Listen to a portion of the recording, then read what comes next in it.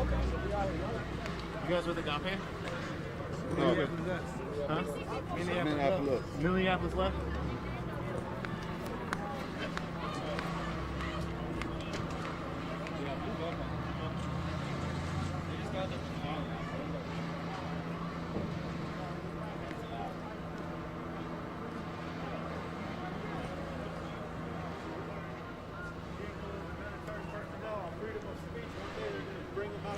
What is it? I'm telling you.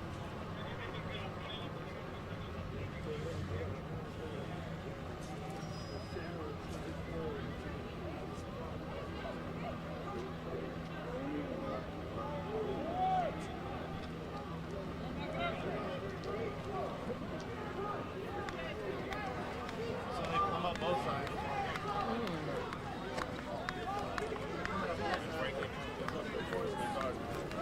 Are we live? He hasn't said.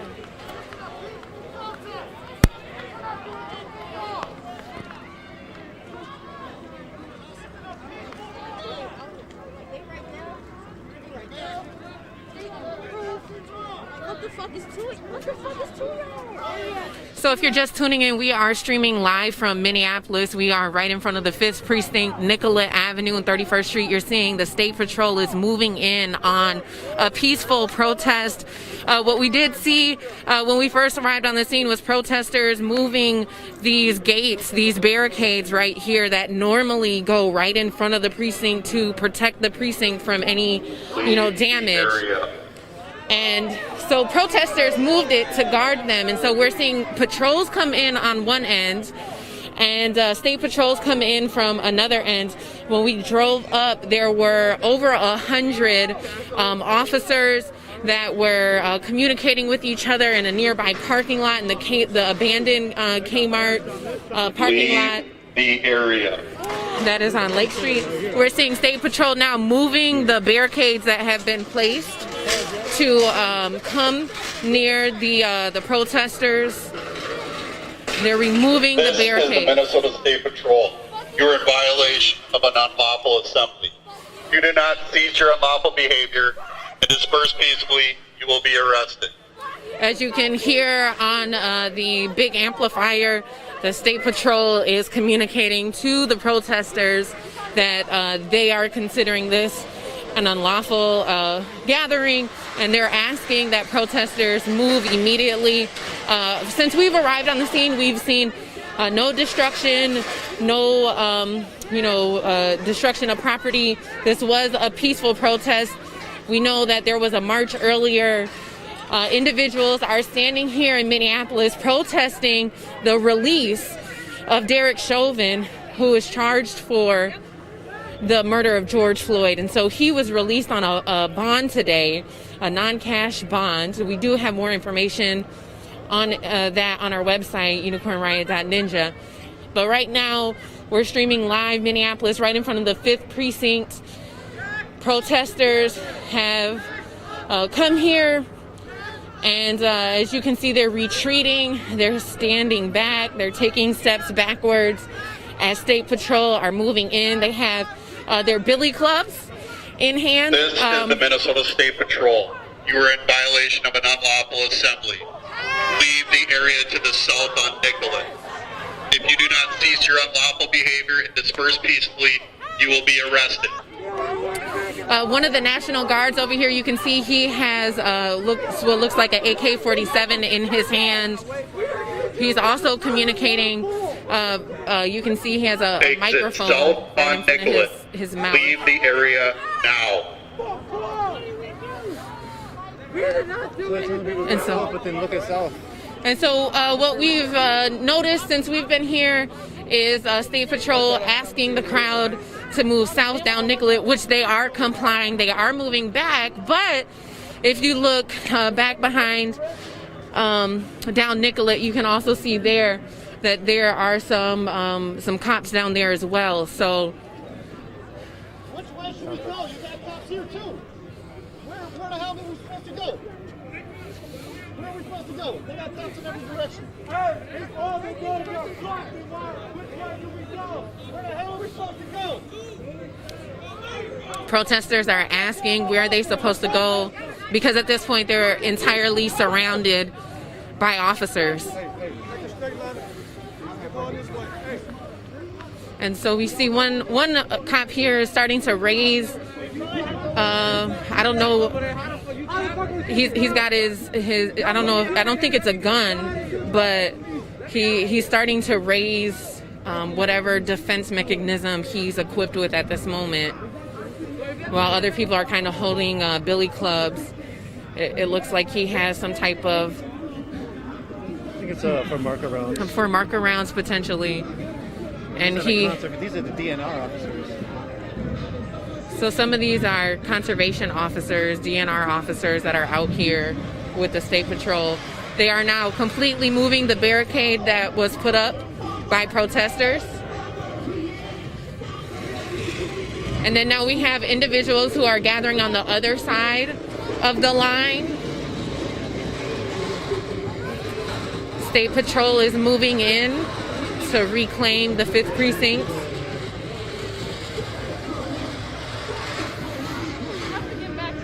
They have entirely removed the barricade. If you're just tuning in, we're streaming live in front of the 5th Precinct. Over 100 officers. Leave the area. Continue south on Nicollet. We're seeing State Patrol here tonight, conservation officers with DNR, the National Guard as well.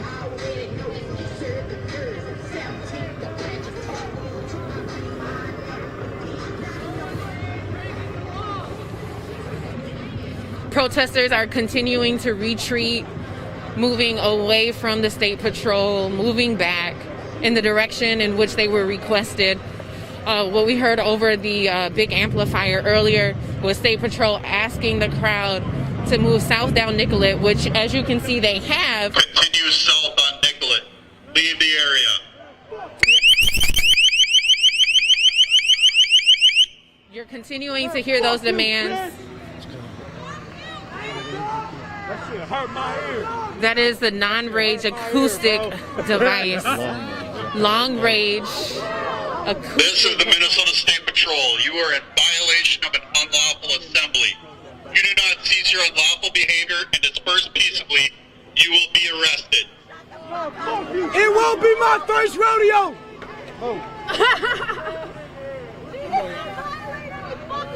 So we're continuing to see State Patrol use multiple different tactics. That was some type of audio tactic to disrupt protesters and to get them to move back. We're seeing them now, if you take a look, they're actually moving forward rather aggressively. Over 100 State Patrol, conservation officers, and National Guard out here. We're seeing one protester here take a knee.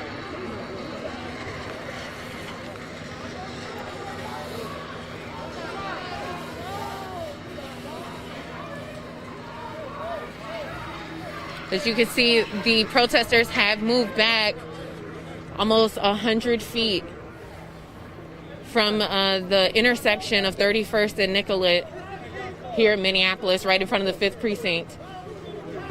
Protesters continue to retreat. The one protester who took a knee here has gotten up and started to retreat as well. State Patrol holding the line currently. This is the Minnesota State Patrol. You are now all under arrest. Please sit on the pavement. Take a seat on the pavement. Do it now. And if you're just tuning in, Derek Chauvin was released from jail. He was able to get out tonight on a non-cash bond, and so individuals in Minneapolis have been protesting that since about 6 o'clock. There was a protest that started at George Floyd Square, right on the corner where George Floyd was killed. That protest went around different neighborhoods in Minneapolis. And then after that protest was over, individuals came here to the 5th Precinct. And so it looks like protesters were asked to come this way. Protesters were asked to come south on Nicollet.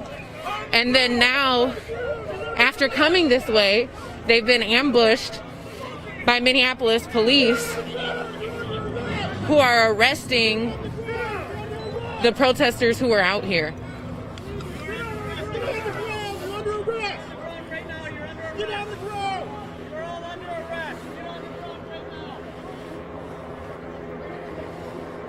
And so the State Patrol, the conservation officers, DNR, started towards the left of us, right in front of the 5th Precinct, and they demanded that protesters move south down Nicollet. Lay down on the ground. You are under arrest. Protesters. Lay down on the ground. Do it now. Protesters complied. Trapped us in. How are we supposed to leave? You're under arrest. We're pressed. We're pressed. You're under arrest. We're pressed. We're all under arrest. You're down on We're pressed. So now we're being threatened that we're going to be arrested. Protesters complied. Protesters listened as officers requested them to retreat south on Nicollet.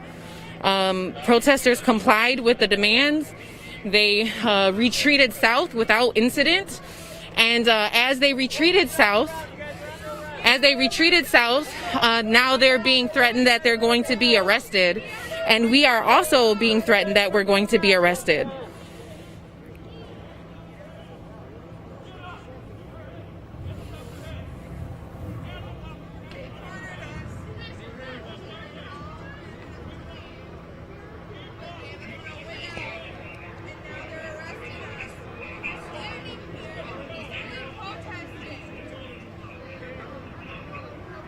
So we're live streaming here in Minneapolis. If you're just tuning in, the 5th Precinct, State Patrol is moving in. They asked that protesters retreat. It looks like now State Patrol is coming to communicate with some of the organizers who are here. But at this point, we just need you to comply. Okay.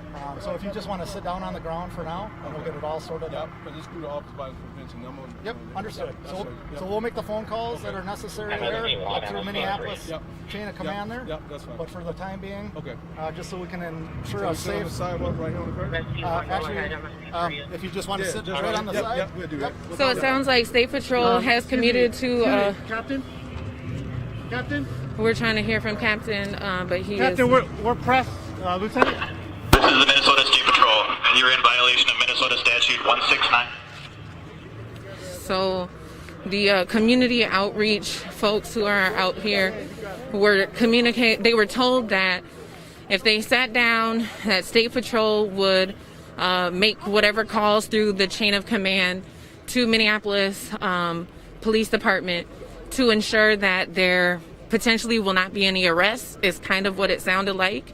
And so he said if everybody just complies, that they will go through the proper chain of commands to get everything straightened out, but that everybody needed to sit down and comply with the demands that they were issuing over their loudspeaker. And so what we are seeing is that the majority of the peaceful protesters are complying, but we do see more than a dozen individuals who have been handcuffed at this point and are continuing to be handcuffed. And we were also threatened by one of the Minneapolis Police Department officers that we would be arrested as well. And so based on what we just learned from the State Patrol captain, we will kind of wait it out and see what happens here at the Minneapolis 5th Precinct.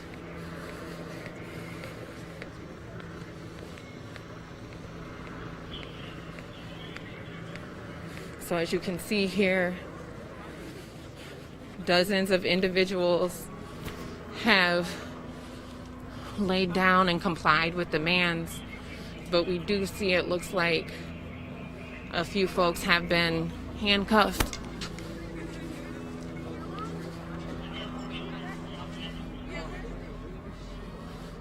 Not 100% sure if they're handcuffed or if it's the plastic ties that have been, it's the plastic ties that they're putting around their wrists.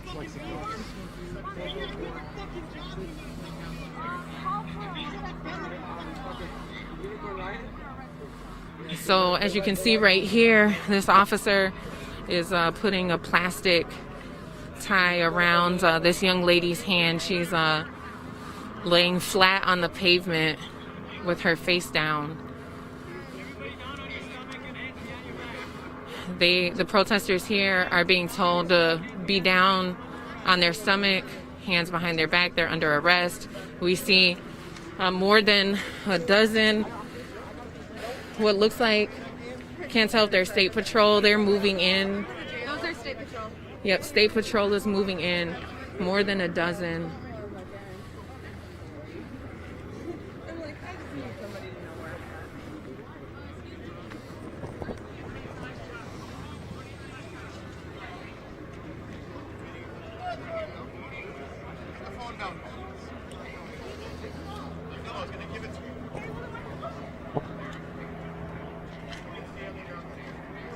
So we're seeing more plastic wraps being distributed. Individuals are being told that they're going to be arrested.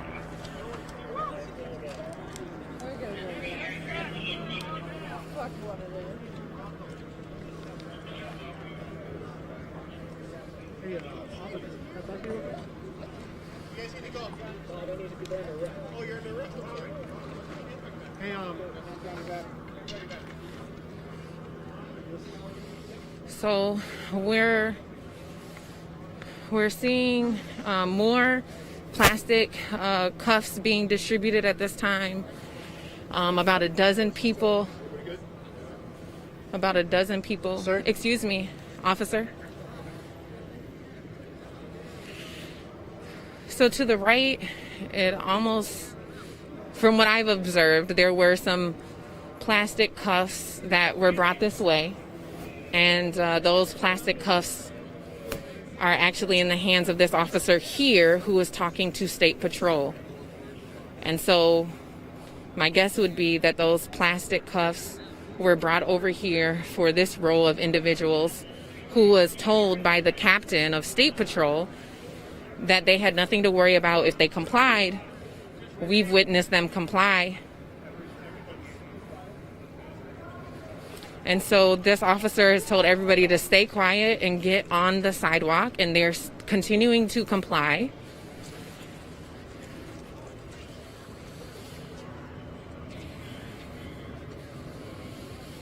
And so what we're seeing in the front is one of the Minneapolis police officers talk to the National Guard, and it looks like they're giving the community outreach folks the right to leave. Now over here behind us, we're seeing more individuals, more protesters be cuffed.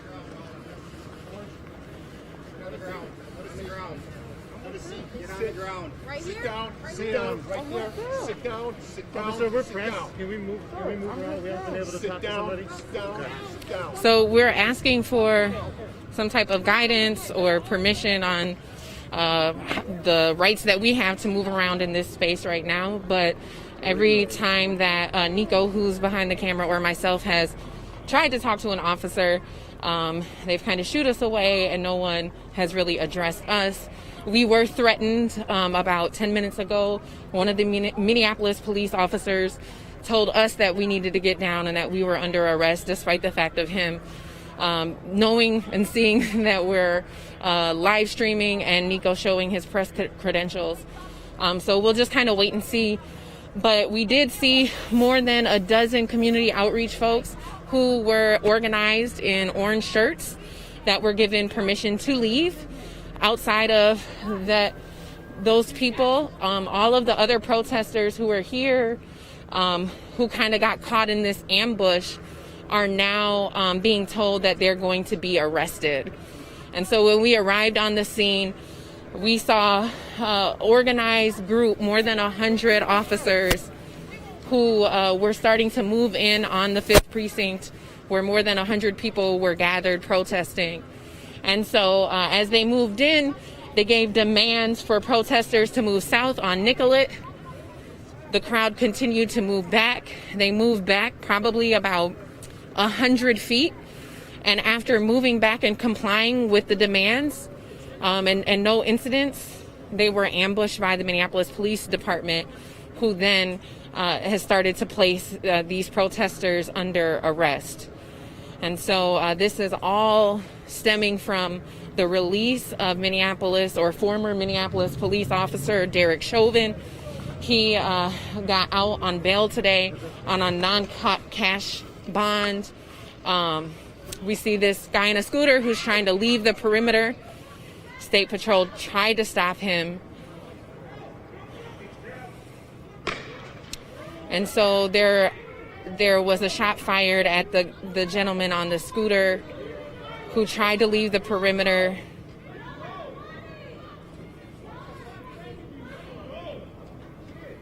And it appears as though he made it out safely. We're seeing more than, I'd probably say about 24 folks out here right now who are under arrest, and about a dozen individuals who have been allowed to leave this perimeter. We're here in Minneapolis at the 5th Precinct. Again, this protest all formed as a result of the releasing of Derek Chauvin, the former Minneapolis police officer who was arrested for the murder of George Floyd. He got out today on a non-cash bond.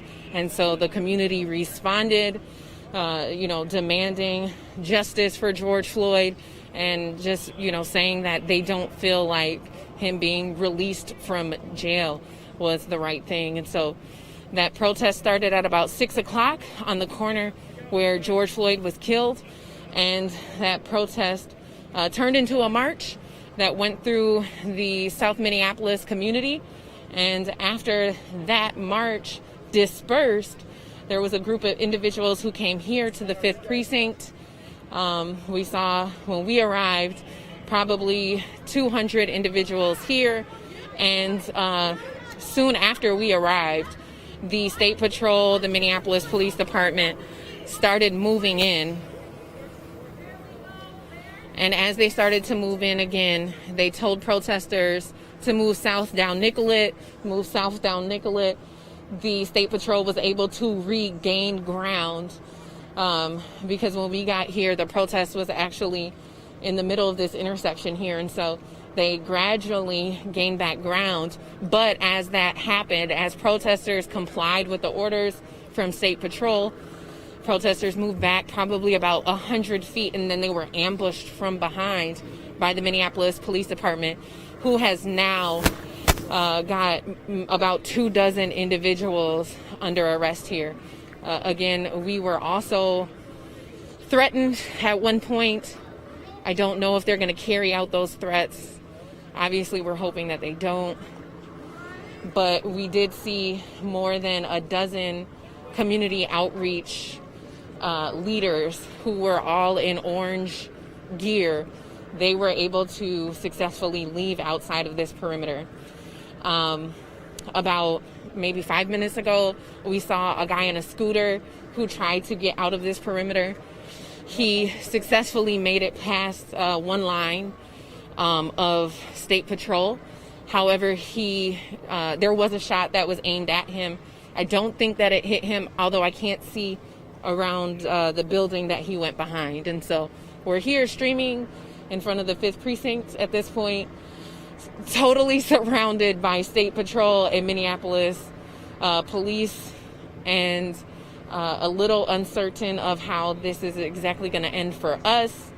It looks like about 24 protesters will be arrested tonight. As you can see over here, 4 ladies are all, they have their hands behind their back. And yeah, they have been told that they're going to be arrested. We can't feel our fingers. There's no flex in these. They call them flex cuffs, but we can't feel our fingers. Excuse me, could you put my mask on? Mine's around my wrist. Oh, Georgia and Nico, this is fun. Excuse me, I'm going to have you guys go on the other side of this police line, please. Okay. Thank you. Thank you. Yep, keep going, please. Don't run into the cop behind you, please. And so we, for the first time, have been addressed directly by one of the officers who... On the north side?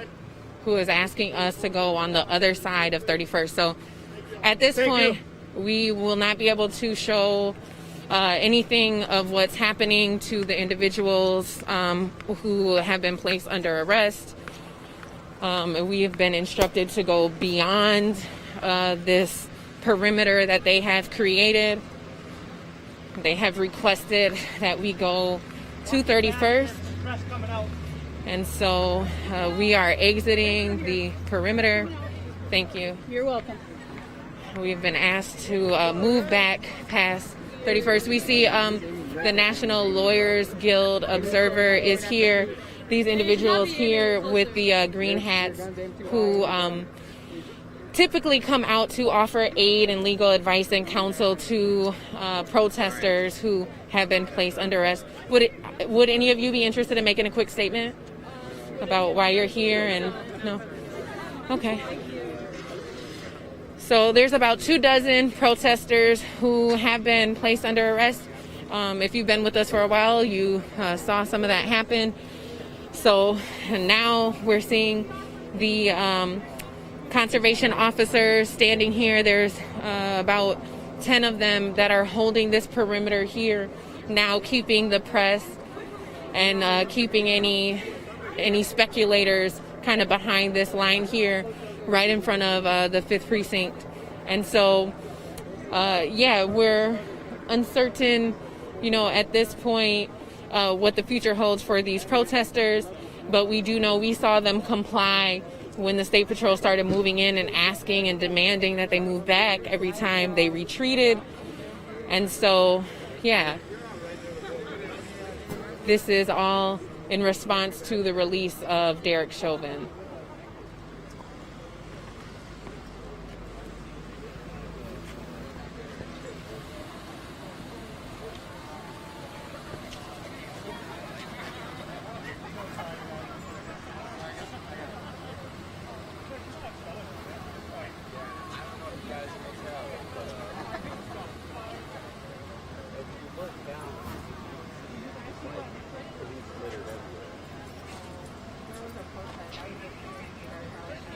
The protest down by the George Floyd Memorial? Oh, I guess she doesn't there.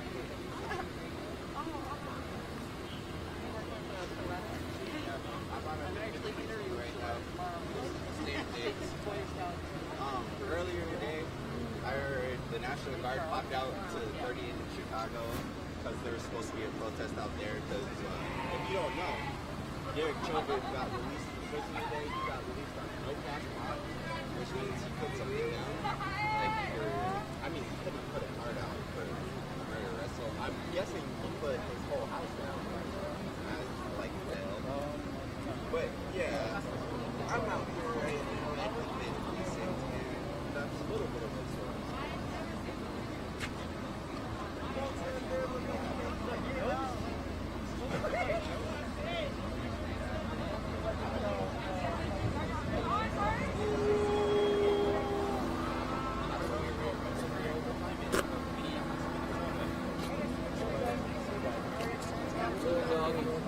So it looks kind of like they're moving some of the protesters. I know they have a large vehicle that could potentially be used to transport them.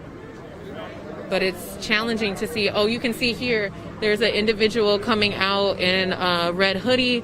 His hands are behind his back. Another individual coming out in a gray sweatshirt, a gray jogging suit. And so it looks like at this point they are going to be detained. So now they're actually bringing them back south on Nicollet.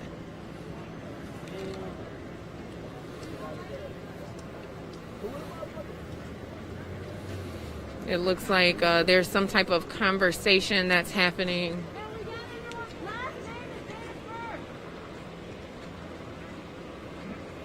And actually inside of this transit hub, we see 2 State Patrol officers who are talking to a young lady. And it almost looks like they are trying to get some information from her.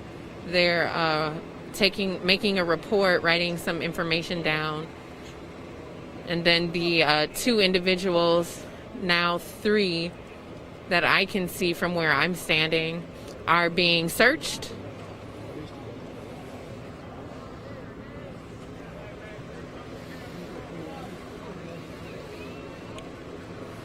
When these folks were placed under arrest, they were told that they were being arrested for unlawful assembly, which is really, to be honest, hard to believe because, you know, these folks were here protesting and complied with every demand that was made by State Patrol.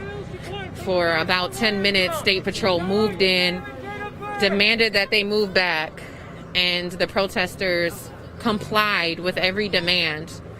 Unfortunately, after complying with demands for over 10 minutes, they were ambushed from behind by the Minneapolis Police Department, who then started arresting the protesters. And so to kind of see this whole thing unfold is really mind-boggling.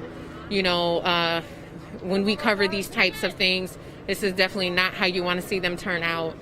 Especially when you're witnessing protesters that are complying with orders, moving back, retreating, and, you know, not being destructive, not being violent. And so it was shocking to all of us who were here after witnessing those protesters retreat and move back and in the direction that they were being told. They were demanded, they were told to move south down Nicollet.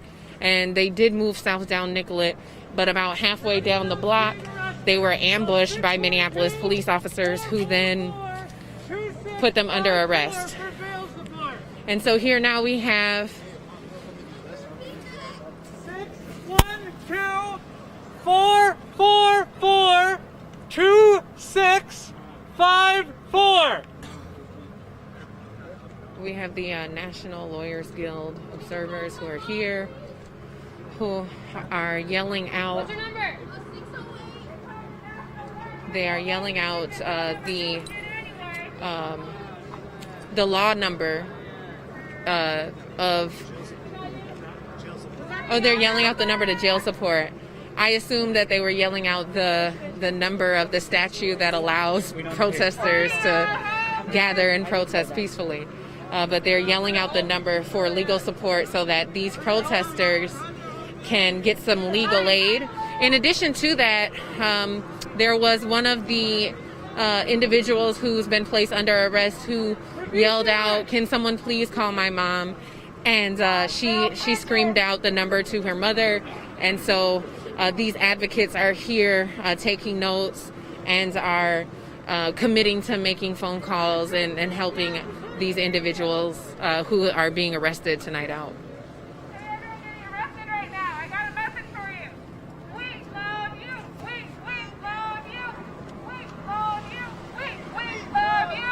So we have another group here with a megaphone who is singing "We Love You." She said to the people getting arrested, "We love you." So lots of support, lots of appreciation and gratitude to the individuals who have made a sacrifice today, standing in solidarity and ultimately protesting the release of ex-Minneapolis officer Derek Chauvin. And so we're seeing more and more individuals. It seems kind of like what their process is after they handcuff folks, they're bringing them here into this Metro Transit hub, which appears to be the information center, where they're gathering information from the individuals after they're patted down. And then once all of their information is gathered, then they are escorting them here to these stairs, where they're then having them wait until there's some formal transportation, I suppose, to escort them to jail. Where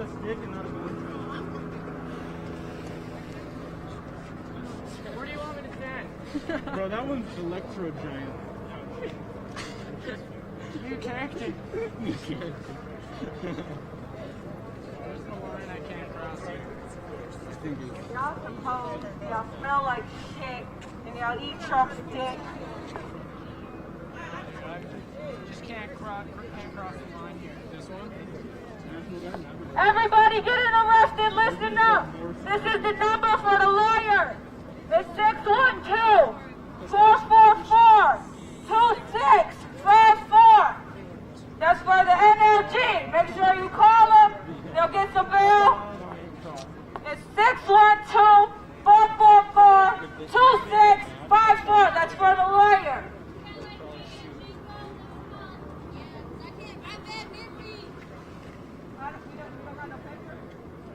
No, we've been running. Yeah, they got him. Can you also tell them do not tell the police anything? Don't tell these motherfuckers anything, y'all. Keep your mouth shut back there. Don't tell them shit. They beat us. Bro, they're not running over there. Was someone trying to So we have a few advocates here with a megaphone who are delivering messages for the Lawyers Guild, who is trying to make sure that these protesters have access to the phone number for legal support. 612-444-2654. And also just a bit of information was communicated over the megaphone to not tell the officers anything. And so now we're seeing some movement. Conservation officers are moving forward. We just saw about 10 officers come forward. My guess is that there's a small group of agitators who were not here during the protest who just kind of showed up and started saying kind of crude and disrespectful things to the officers, instigating and kind of agitating the situation. And so as a result, now we've just seen about 10 more officers move forward. You're a bunch of bitches. Shame on you. And you're conservation officers. You fucking work for wildlife, don't you?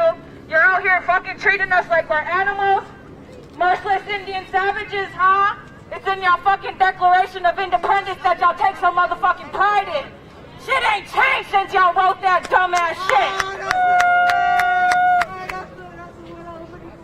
We're human too. We bleed the same color, motherfuckers. You got us fucked up. You ain't conserving life. You ain't conserving shit. Except for the powers that be. Shame on you.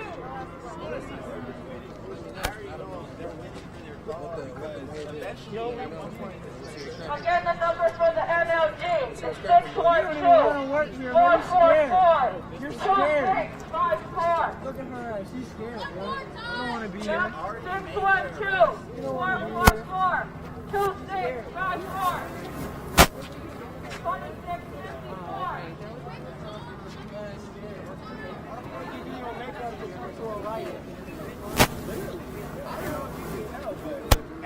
Every single person here.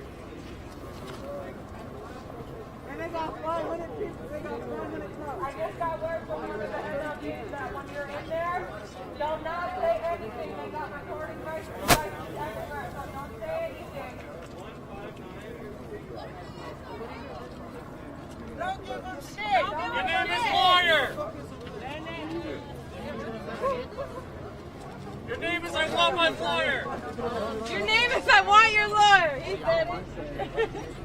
I guess it was your name like that. I don't know. I'm not with the NLG. I'm just getting the messages.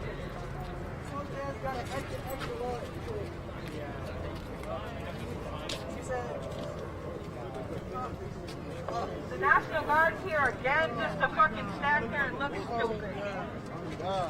So if you're just tuning in, we are streaming live in Minneapolis. There was a protest in front of the 5th Precinct, and we saw What's your mom's number? over 100 State Patrol officers come in from every direction demanding protesters retreat. Those demands were complied with. However, the demands that were given were for protesters to move south down Nicollet.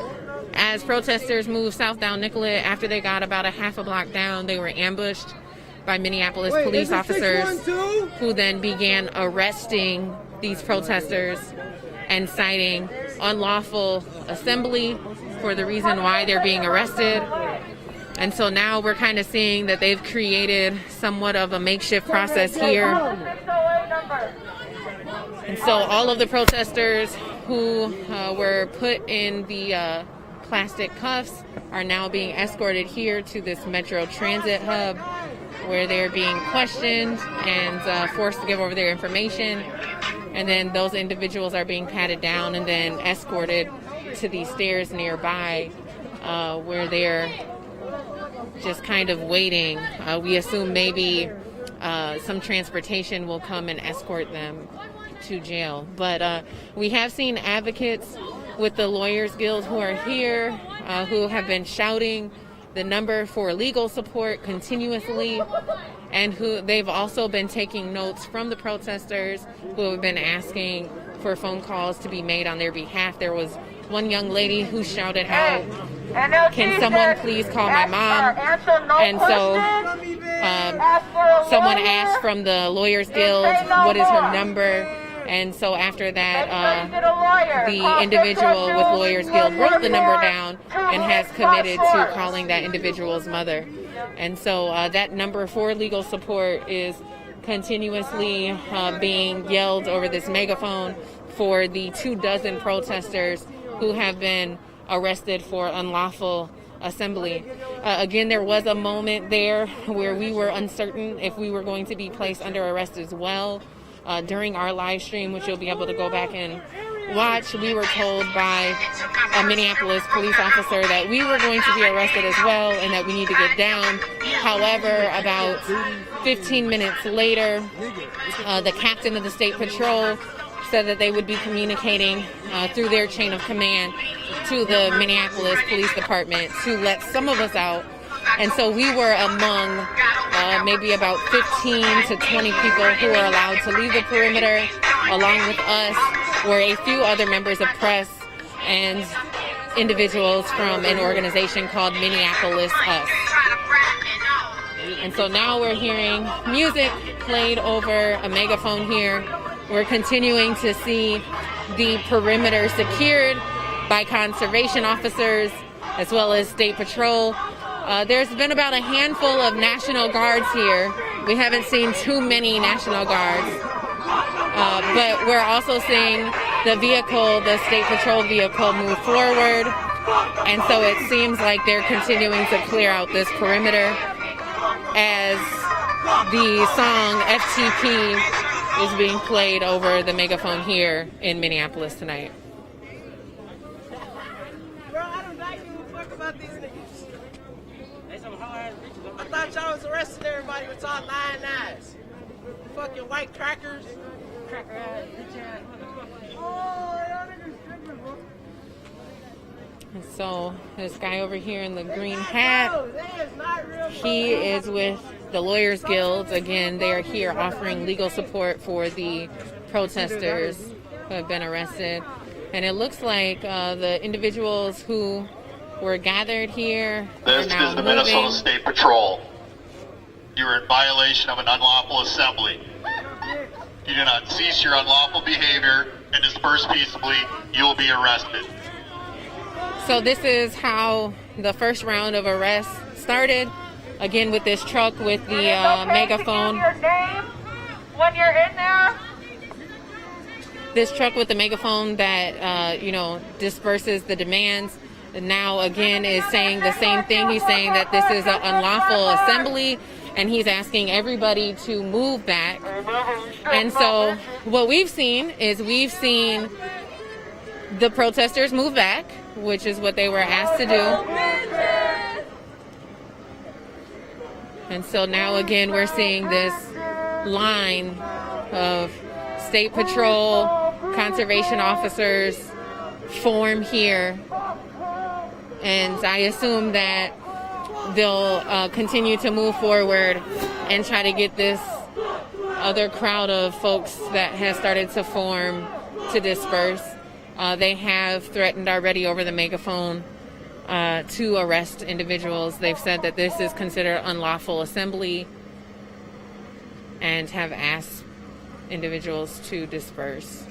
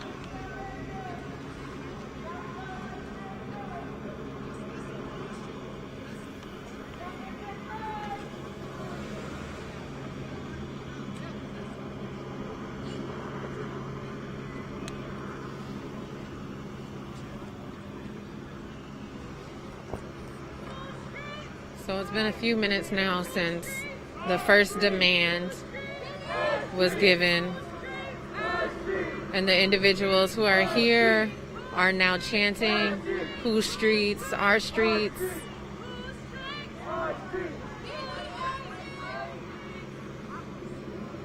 And again, this is all a result of people responding to the release of ex-Minneapolis cop Derek Chauvin, who was arrested for the murder of George Floyd.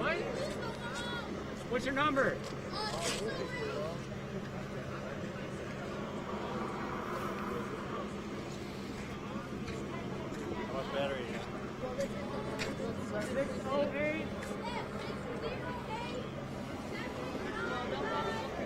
So one of the protesters is yelling a number, and another member of independent media has taken that number down and is now making a phone call for one of the protesters who's being arrested today. And so we are kind of waiting around to see what's going to happen here. The state trooper vehicle has a big megaphone, and a few minutes ago it announced that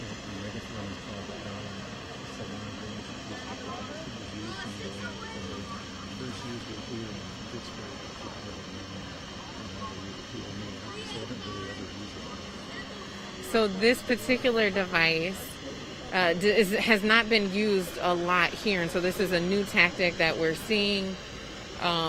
This is used to communicate with protesters, to inform them of demands that the state patrol, and National Guard is giving. A few minutes ago, what we heard them say is that they're considering this unlawful assembly. There was a small crowd gathering here, kind of observing, speculating the arrest of these protesters. And so now the State Patrol has turned their attention toward the small crowd that was gathering and is demanding that this crowd disperse. And again, after they made that announcement, we've seen them just create that line that we've seen throughout this evening. And so we were anticipating them to move forward, but we haven't seen that happen. This is a test of the long-range acoustic device. And so they continue to use what they're calling the long-range acoustic device, which is extremely loud. And this is the Minnesota State Patrol. You are in violation of an unlawful assembly. You do not cease your unlawful behavior and disperse peacefully, you will be arrested. And so they are informing the small crowd that started to gather here that they need to disperse. We've seen some of the individuals who started to gather here disperse, but there's still a small crowd that is gathered. And there's some conflict that's happening among the protesters who are under arrest right now.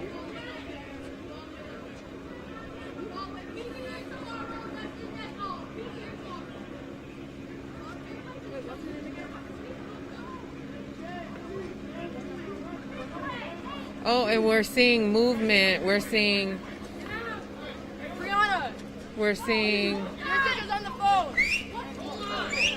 we're hearing whistles. One of the State Patrol whistled, and there's a guy who is running back. Okay, so there's about 24 State Patrol who have now left the perimeter and are moving forward. I'm not 100% sure what they're going towards, but this is after a young lady was yelling. And I'm not sure if she was yelling at the State Patrol. That's what I'm assuming. And so there was a group of individuals who ran toward the young lady who was yelling. And then after that, a guy ran across the street. 24 State Patrol are now crossing the street So it's a little challenging to try to decipher exactly what is happening right now. I think those patrols are going back to the staging spot on the parking lot in Kmart, and some of these other are going inside. So I think they're wrapping up some of their operation. So yeah, Nico, who is here on the scene behind camera, from his observation, which I believe to be accurate, the 24 State Patrol that we've seen across the street could be going back to the staging spot. When we first arrived and we were parking our vehicle, we noticed that there were over 100 State Patrol conservation officers who were gathered in the old Kmart on Lake Street, and they were there staging their deployment here for dispersing the protest that was happening. And so we just saw about 24 of them retreat, and so they all crossed the street, and now there's actually some individuals. This is the Minnesota State Patrol. Walking up You're with in their hands violation up. of an unlawful assembly. You do not cease your unlawful behavior and disperse peacefully, you will be arrested.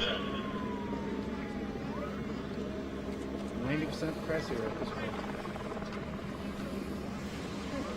So the remainder of individuals who are gathered are predominantly press with visible press passes. Other than that, it appears as though almost everybody else has dispersed, and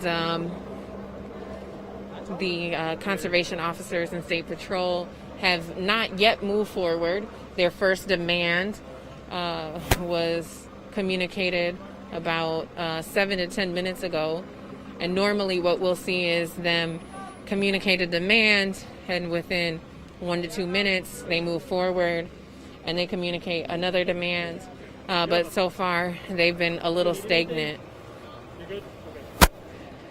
And so they're just asking. There was a small crowd that was gathering here, and so they were asking for that crowd to disperse, which it appears as though that now has successfully happened without them having to move forward and take any more ground or make any additional arrests.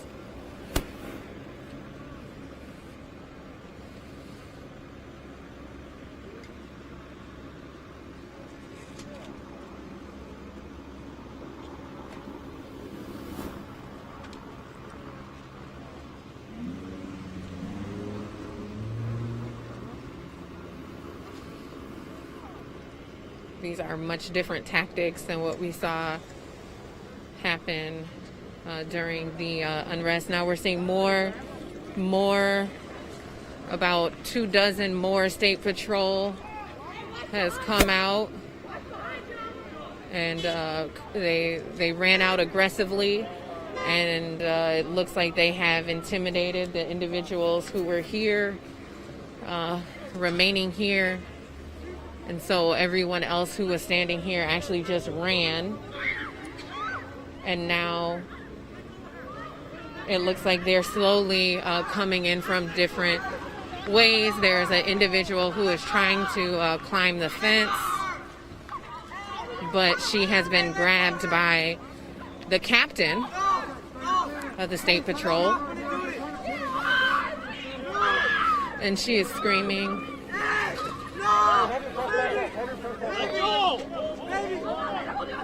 So they have again ambushed individuals. They have slowly come in.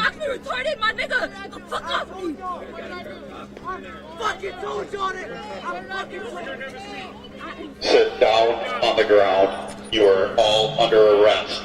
And so they are now communicating to the individuals who were gathered here to sit down on the ground. This is actually very similar to what we saw happen earlier when we first arrived. The State Patrol truck communicated to disperse, and then shortly thereafter, as people are dispersing, conservation officers, State Patrol, and National Guard are coming in from the other end to kind of ambush them and enclose them. And so we're seeing more individuals be placed under arrest. This vehicle here is being completely emptied out. Some folks here who were leaving are now being forced to get out of their vehicle and get down on the ground and are threatened to be arrested as well.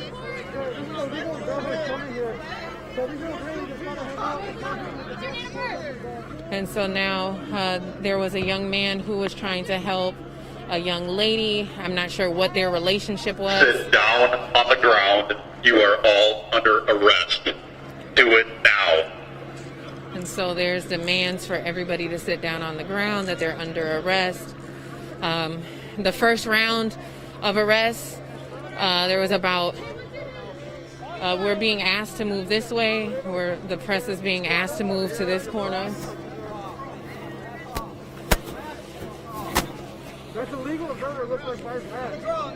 And so this advocate here, we know the guys with the individuals with the green hats are individuals here offering legal aid.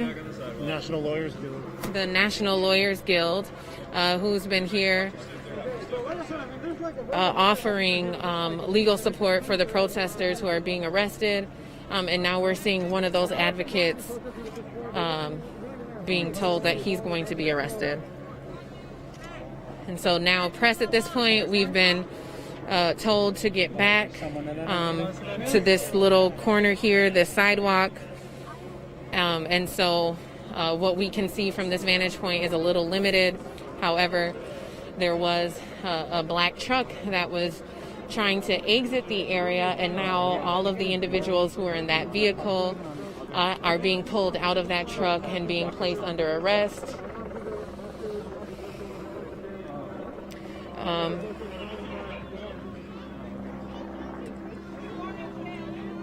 So in Doc, total, what is your name?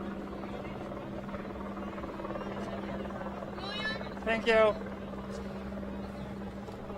in total, we've seen more than 24 arrests at this point. The first round of arrests. Okay. Are you both arrested? The first. Okay. So now two. Yeah, I'm sure. Okay, can you tell me the names and thank you. Two advocates from the National Lawyers Guild have been placed under arrest. One of them just through her notes. They've been here advocating and offering legal services for the protesters who are being arrested, and so she was able to give the information she's collected in this time to one of her partners.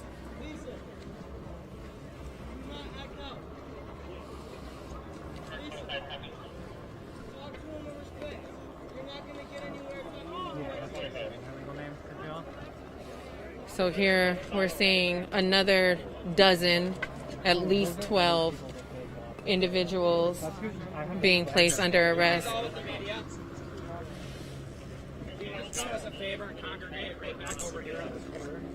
And so now we're being pushed away further.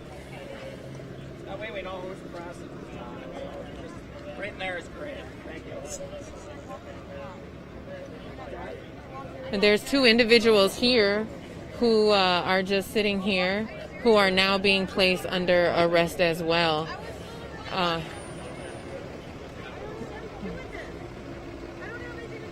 She's saying that she had nothing to do with this. Date of birth, like you got your jail support. Don't tell the cops anything. I was walking. She said she was walking, that she was not a part of the protest. What to help you? Alana? Yes. When? I was not part of a protest. I was walking down the street. What was your date of birth, I don't even know Alana? what happened today. So there's two women who were sitting here. I don't think any of us even noticed them, but somehow one of the State Patrol noticed that they had been sitting here, and now they're also being placed under arrest. The one woman is saying that she was just kind of walking in the area, that she had no idea what was going on.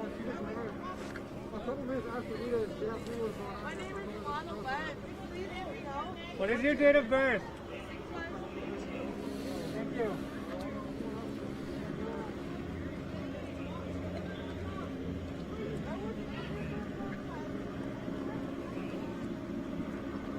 So when we first arrived, there were over 100 people here at the 5th Precinct protesting the release of Derek Chauvin, who is charged with the murder of George Floyd. He got out on a non-cash bond today, and so the community was responding to that. We've seen protests and march happening here in Minneapolis since about 6 o'clock this evening, and after that march ended, there was a group of individuals that came here to continue their protest at the 5th Precinct, at which time when we arrived, we had observed over 100 State Patrol and National Guard staging about 2 blocks away in the vacant Kmart on Lake Street. And so shortly thereafter, when we arrived, those officers, State Patrol conservation officers, began to move in, and they shouted demands over a loudspeaker, telling protesters to move back, to move south down Nicollet. We observed those protesters complying with the demands. They retreated more than a half a block, at which time they were ambushed from behind by Minneapolis police officers. About 24 protesters were placed under arrest. There was a large group of outreach here representing Minneapolis. I know I'm not saying that right. Minneapolis, I think, is actually how it's pronounced. And those individuals, there were more than a dozen of those individuals who were allowed to actually leave. Those are the only people that we've seen State Patrol allowed to leave the area. And so while they were detaining the first 24 protesters who they placed under arrest, there was a small crowd that started to assemble here, right here on the corner of 31st and Nicollet. And as that crowd began to grow bigger, the State Patrol then again formed their line and informed people that they needed to disperse. We saw people leaving. However, they used that same tactic where they had State Patrol come in, basically ambushing the individuals trying to leave. And so it's a little perplexing to try to understand, you know, where they tell people to leave, and then in every direction they have units that are deployed to come in. And so it seems a little complicated to get out of it. I haven't seen, besides the one group of individuals from the nonprofit organization, we haven't seen anyone else really successfully, you know, leave this perimeter. And so there was about 24 protesters that were arrested to begin with, and then now we're seeing about another dozen placed under arrest, including a vehicle that was leaving the area was stopped, and all people in the vehicle were told to get out of the vehicle, and they're now being placed under arrest as well. There is some legal support here to individuals from the National Lawyers Guild who are being placed under arrest. And there are a few other advocates here who are not under arrest who are going to help them, and they've also committed and communicated that they're going to help the other individuals this evening who have been arrested.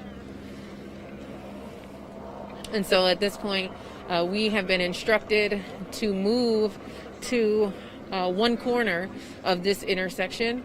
They're allowing press to remain on one corner to continue to observe and report what's going on. But again, what we can see from this vantage point is a little bit limited. There's still about 100 State Patrol officers here, a handful of National Guard. I don't see many Minneapolis police officers, just a few. But predominantly this is State Patrol, conservation officers, and a handful of National Guard and MPD. I think they're using these vans as transport vans, actually. Earlier during George Floyd uprising, the transit cops or the transit drivers, from my understanding, possibly weren't going to utilize their buses for jail transport. So these might be the new transport, or it's just the way that this system of coordination with these agencies are just utilizing these vans. But it looks like they're bringing the people to the vans. Yeah. I think the other thing that we observed that should be noted is that when we arrived, there is a pretty big parking lot behind the 5th Precinct where all of the police vehicles are stored. And so when we were driving and trying to find somewhere to park, we observed every single vehicle in the police precinct parking lot had its lights on, it was running. And so this is definitely a coordinated tactic, a coordinated strategy that they have, very clearly, these are different agencies that have clearly been communicating with each other tonight about their tactics, their strategy, their approach. And so we saw that coordination not only in the parking lot behind the 5th Precinct, but we also saw that coordination about a block and a half away at the old Kmart on Lake Street, where they were all gathered and ultimately deployed from when they first started to approach this area.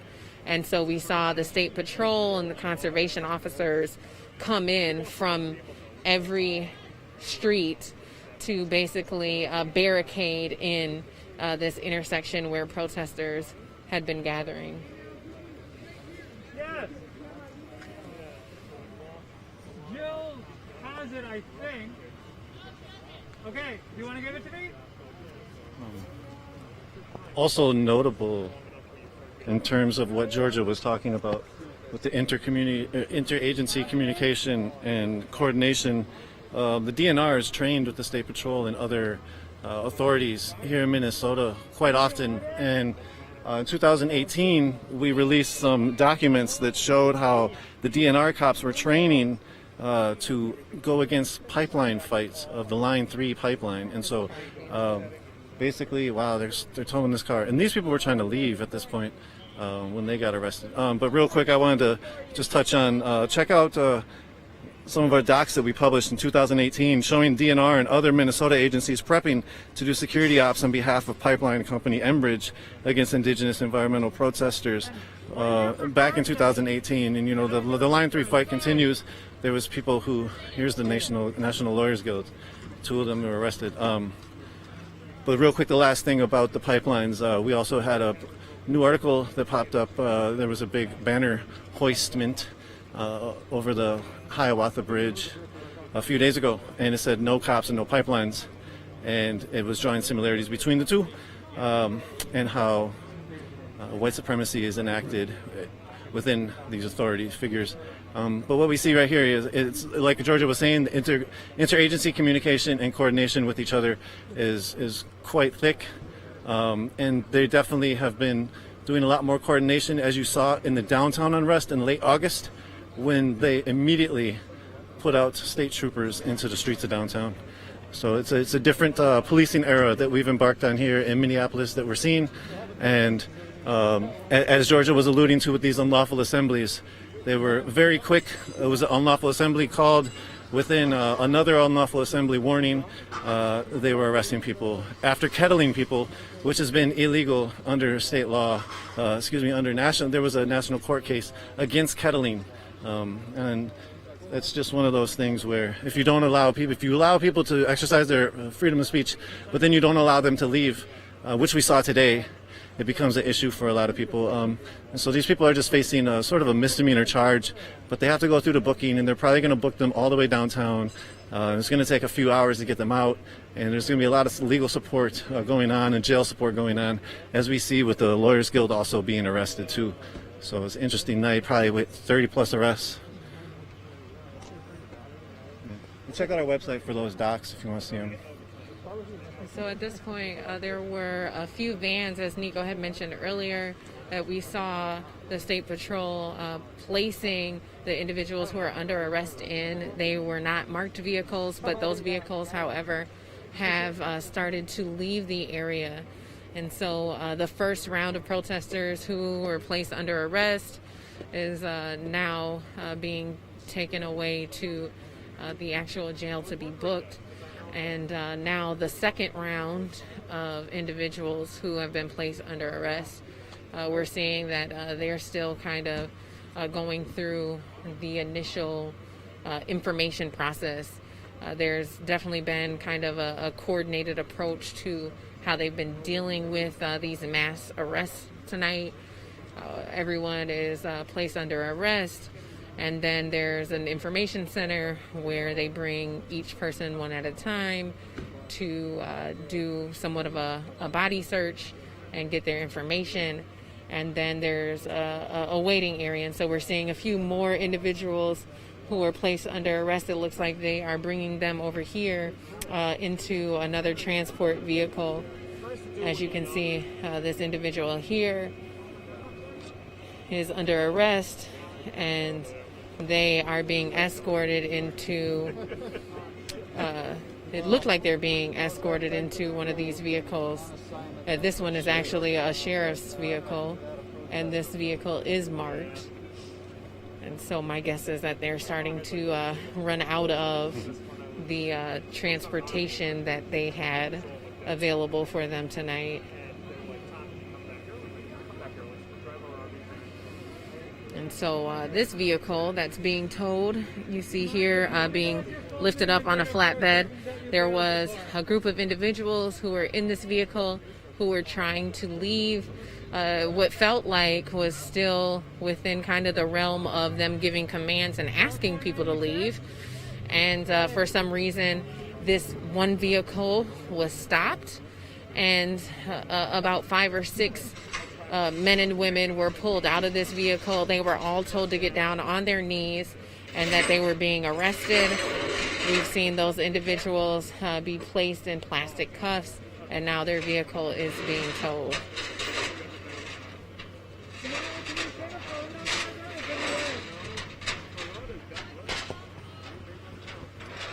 So in total, this evening, as Nico mentioned, there's probably been well over 30 arrests tonight, kind of 2 different waves.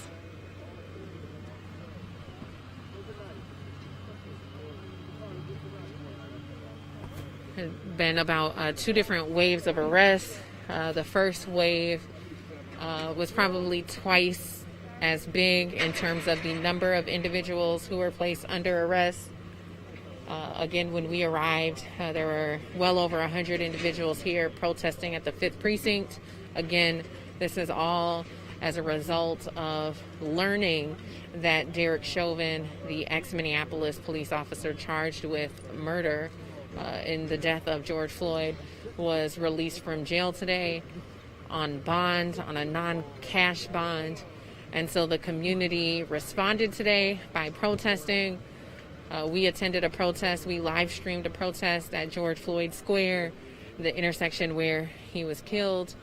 That protest turned into a march that went through, South Minneapolis neighborhoods and kind of ended back near George Floyd Square.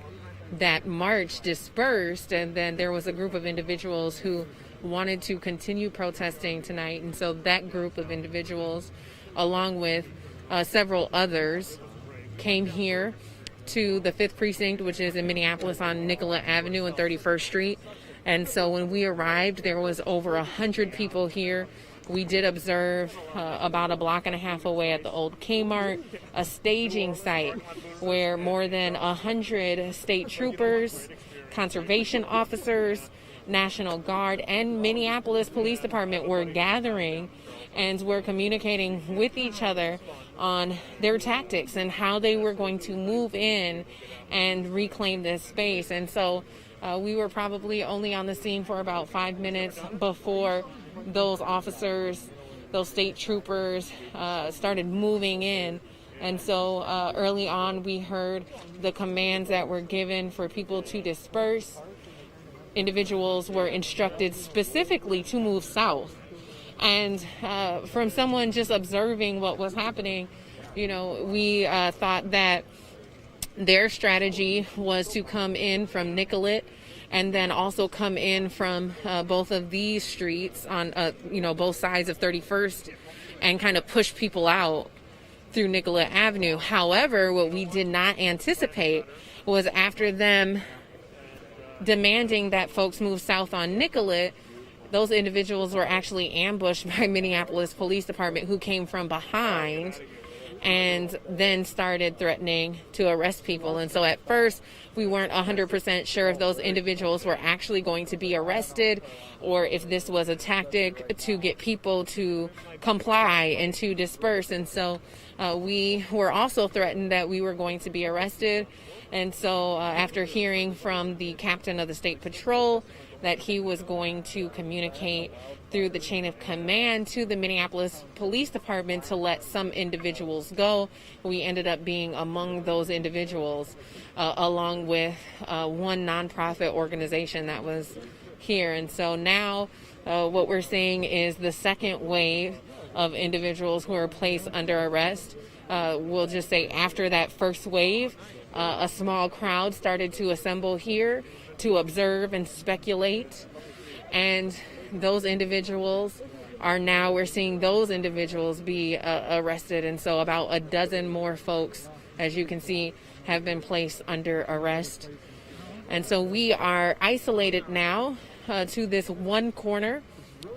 We have been told by officials here that as press we can remain on the scene, but we are secluded, we're isolated to this one corner of this intersection. And so it appears as though the scene is clearing out. I think that is among the last individuals who were placed under arrest.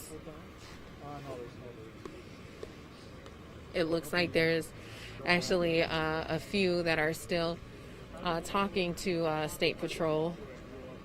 And these individuals, if I'm not mistaken, were actually in the vehicle that was towed. And so there was a vehicle that was trying to exit the area that was pulled over, and everyone who was inside of the vehicle was forced to get out of the vehicle and was immediately placed under arrest.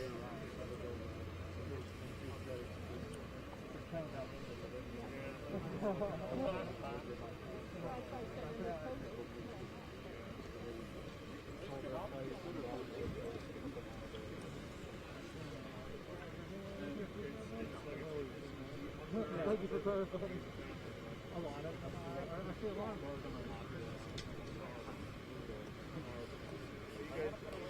Surprisingly, I think we were expecting to see more National Guard, visible here in Minneapolis after the news of Derek Chauvin being released on bond, on bail.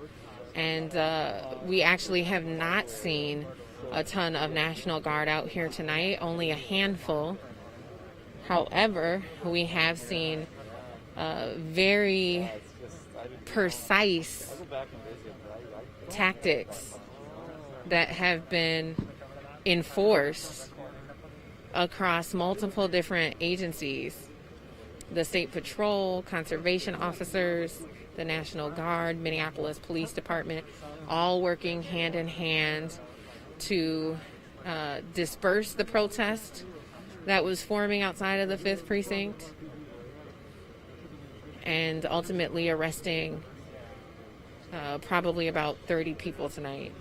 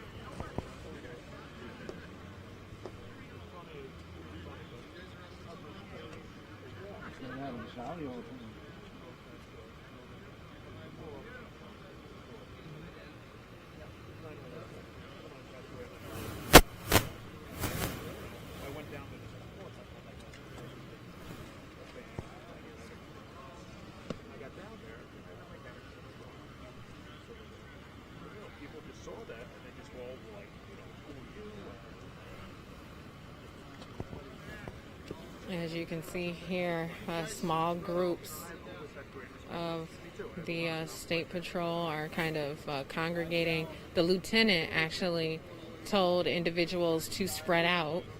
He gave a command to his fellow officers to spread out. And so now we've seen them continuing to hold this perimeter, hold this space, but not as many. And the few that are out here outside of the individuals that are holding the line, the other patrols that are here are now starting to congregate in small groups and kind of just talk as the last few arrests are being processed.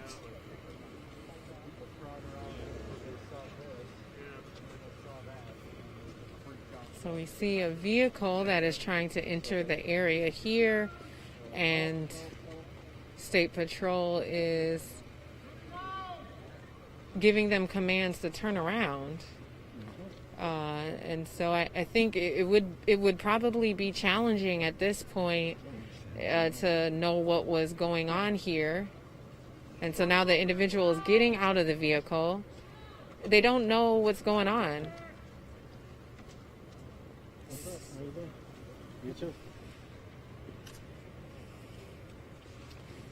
So this individual is getting out of the vehicle, or maybe not sure what to do, now getting back in the vehicle,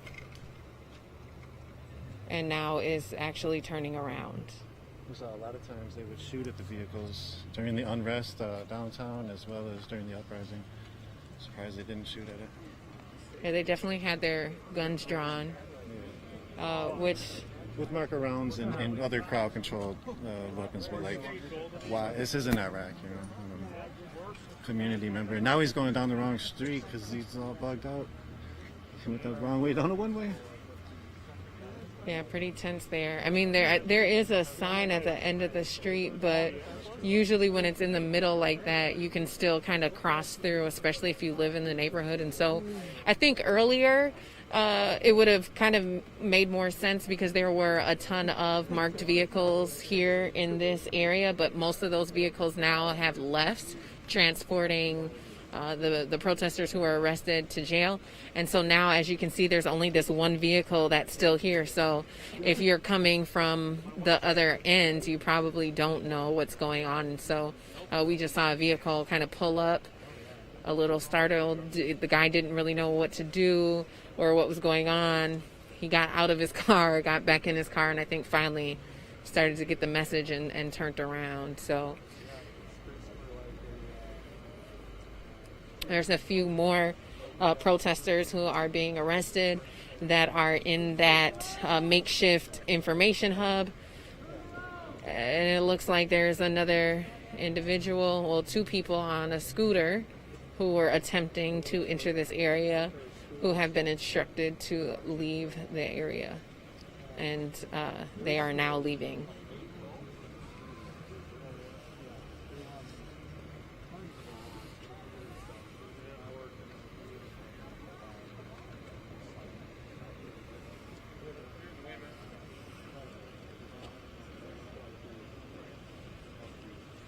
We were hearing a lot of reports about the National Guard being deployed tonight, and my guess is that the National Guard was on standby if these different agencies were not able to get the crowd under control. You can see a few National Guardsmen here tonight, but I only see 3. I've only seen about a handful, and so my guess is that they were probably on standby. However, between the State Patrol, the conservation officers, Minneapolis Police Department, those agencies were able to work together tonight to regain this intersection.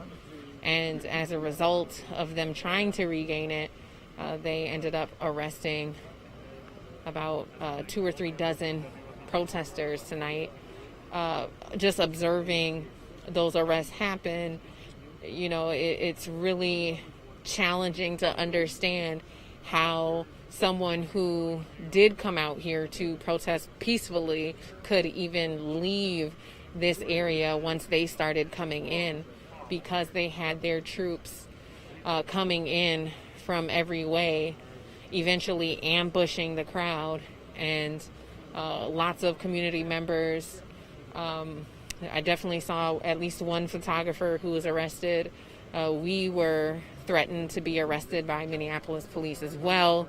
We at one point were instructed to get down on the ground and told that we were under arrest. Luckily that panned out differently for us, and we were recognized by press, by the State Patrol, and they allowed us to leave the area where they began to secure all of the protesters that they were arresting.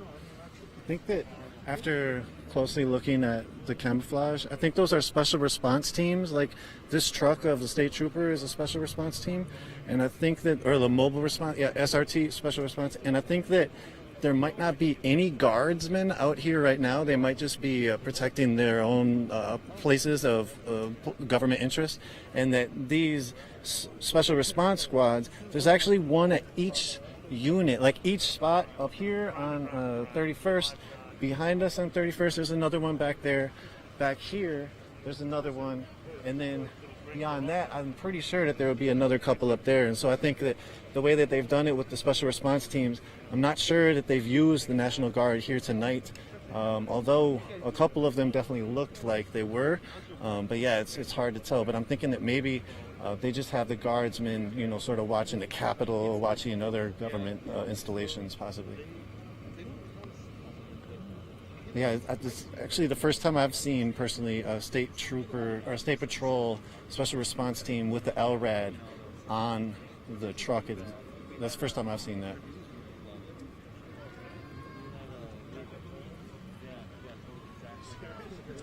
So there's two individuals who are approaching the area, or they're leaving the area, and they were yelling. Were they the ones saying, "I love you, we love you"? I think so. Maybe. Hard to tell.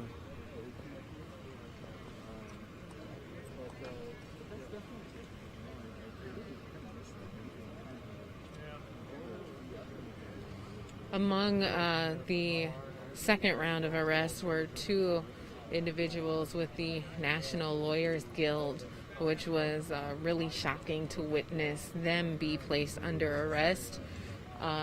They, you know, predominantly have hung tight to the media, and, you know, they come on scenes like this to offer legal support for protesters. And so what we observed them doing appeared to be within the parameters of what they normally do. Of their team of 4, 2 were actually placed under arrest tonight.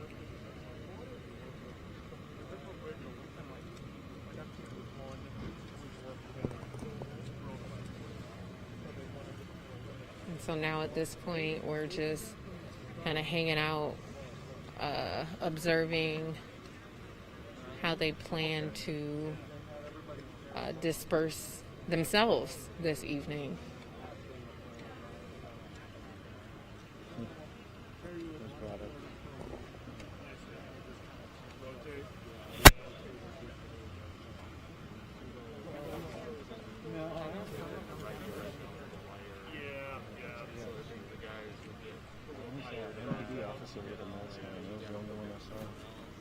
I'm surprised they don't have more transport vehicles ready. All those vehicles we saw. They just were bringing cops in, it seems, but they didn't have any transport vehicles. Interesting.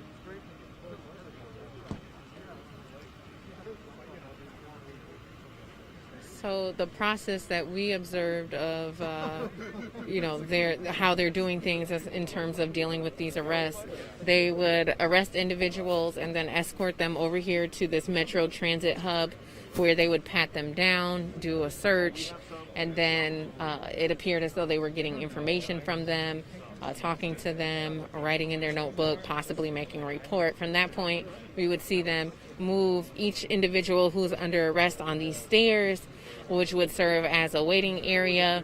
And they had multiple vans that were lined up here, unmarked vans, that they would then start to escort those individuals into, and then we would see those vans kind of leave out sporadically. And so now that all of those vans are gone, we're kind of wondering at this point, with about a dozen people left to transport, we're kind of speculating and trying to figure out exactly how are they going to transport those individuals to the jail. And so maybe they will have those vehicles come back and do a second trip.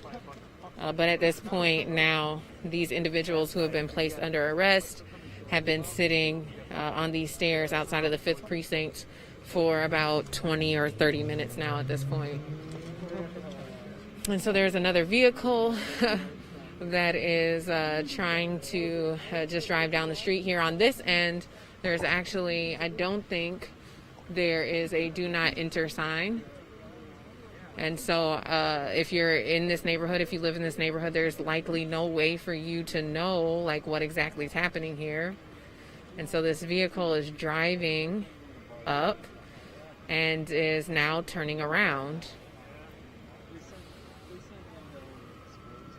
And so as you can see, about 24 State Patrol and conservation officers responded rather quickly.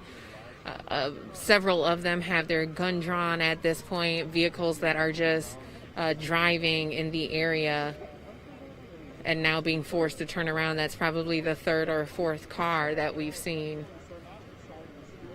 now, kind of back to back.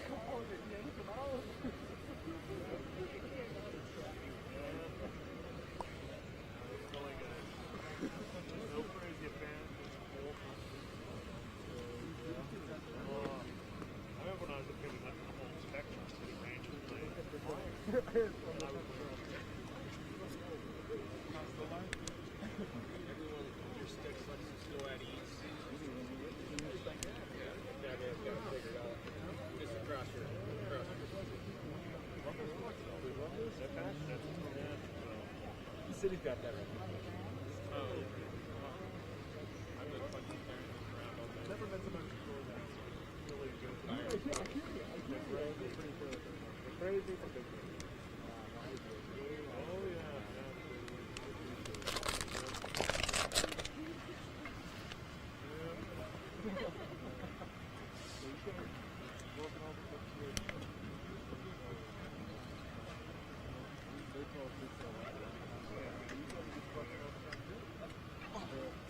So we've actually been on the scene here for about 2 hours. I believe we arrived around 10. And at that time, this process was just beginning. State troopers, conservation officers, Minneapolis Police Department had just begun to move in on the protest. About between 100 and 200 people gathered here protesting in front of the 5th Precinct. The release of Derek Chauvin, ex-Minneapolis cop who was charged with the murder of George Floyd. He was released from jail today in Minneapolis on a non-cash bond. And so the community responded protesting the fact that he had been released. And almost immediately when we arrived, we saw these troopers, conservation officers moving in, asking folks to disperse.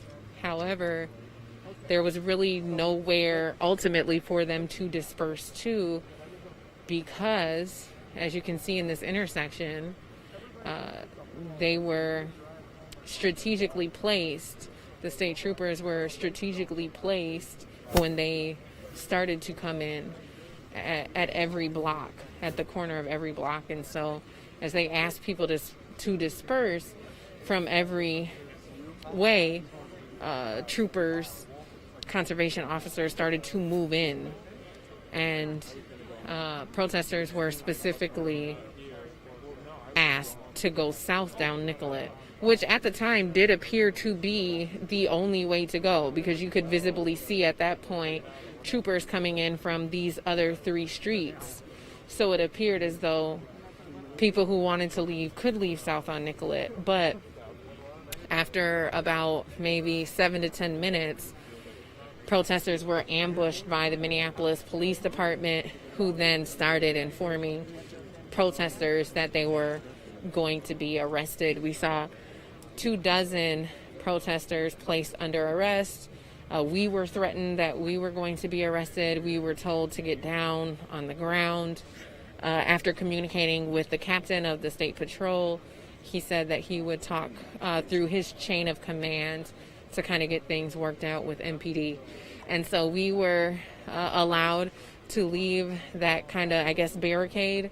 And there was about a dozen individuals with Minneapolis who were also able to leave that area as well.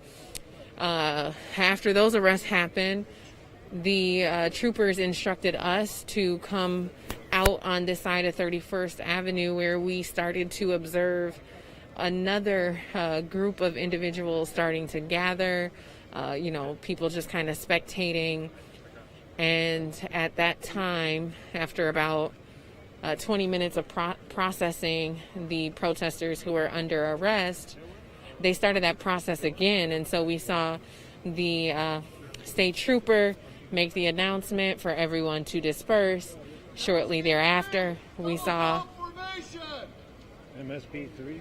MSP3 Minnesota State Patrol formation. 3rd unit coming formation was just yelled out, and now we're seeing all of these troops run into the center of this intersection.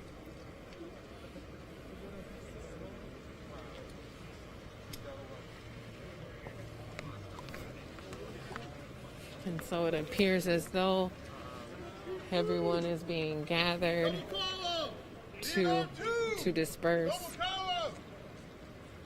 We're hearing one of the State Patrol yell a command of double column, and so we're seeing 2 lines formed.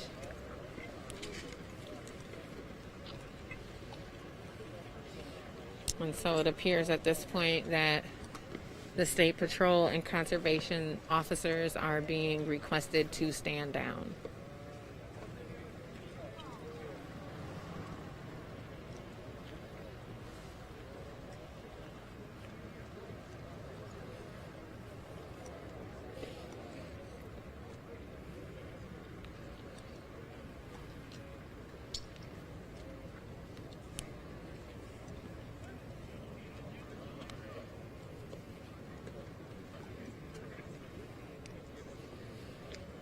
So, and as you can see here on the right, that appears to be all of the State Patrol officers. And then here to the left, they've coordinated all of the conservation officers who are what it appears to be standing down at this point.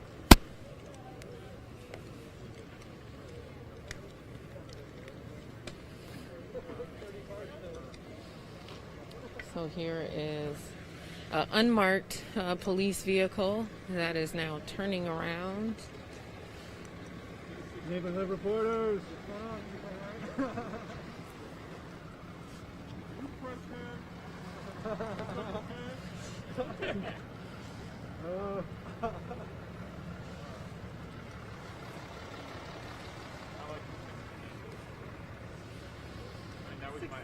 Yeah, that was my camera. I was thinking about it.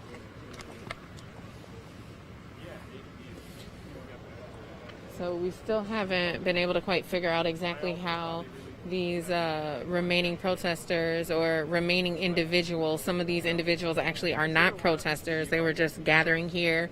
We're kind of wondering how are they going to be transported, because it doesn't really appear that they have any more vehicles designated to transport folks who have been placed under arrest.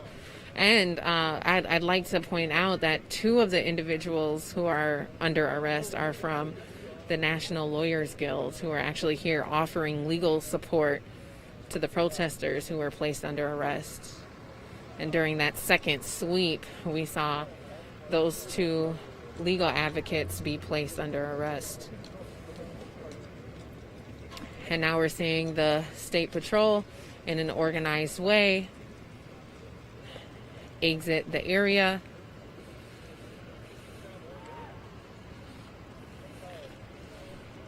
In an organized two-column line with one who's actually a shooter who's crowd controlling, kind of protecting them.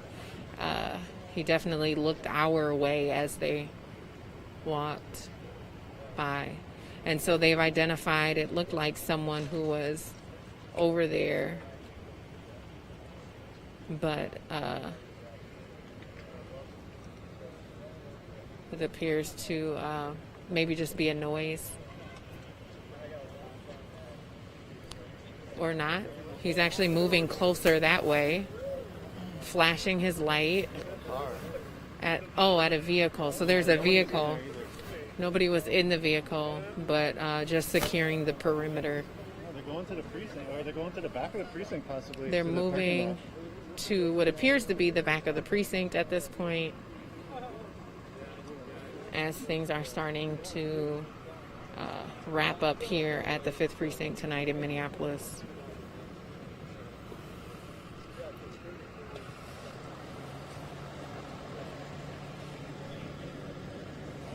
And so we're seeing group by group, the State Patrol and the conservation officers gather and disperse.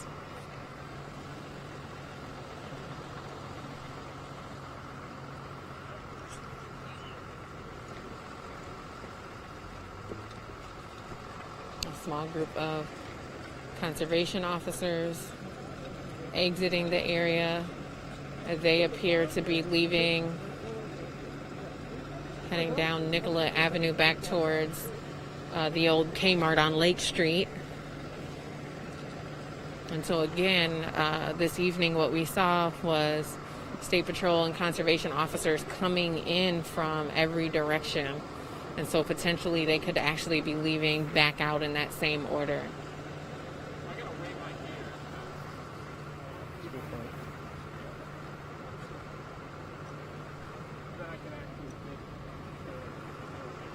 Officers are still on top of the roof of the precinct. Yeah, and this evening we've seen throughout the night 2 officers who have been standing guard on the roof of the 5th Precinct, and it appears as though those 2 officers are still on the roof, although it's pretty dark, so I'm not really sure if you would be able to make it out. Actually, one of them is shining a light now at something. And so yeah, there was 2 officers for the entire evening that were positioned. When we were coming to the scene, there was a firework that was lit, and that possibly, somebody had said possibly that it was thrown at the building. So it might have been, they're assessing if a firework had popped off on their roof. That could be a possibility. The 5th Precinct was sort of... Or they lost something. Or they lost something, lost their keys. 5th Precinct was sort of vandalized about a month and a half ago, and some fireworks were thrown on top of the roof, and so could be a similar scene. Floyd.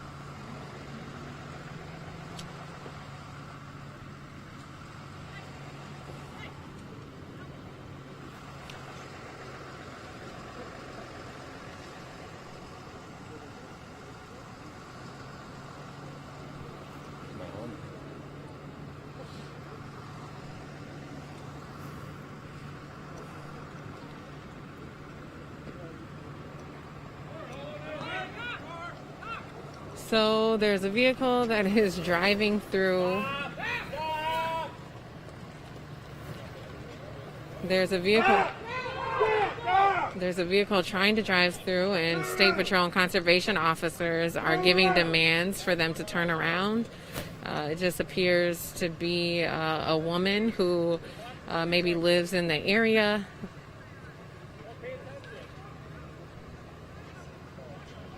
She said she said she couldn't see.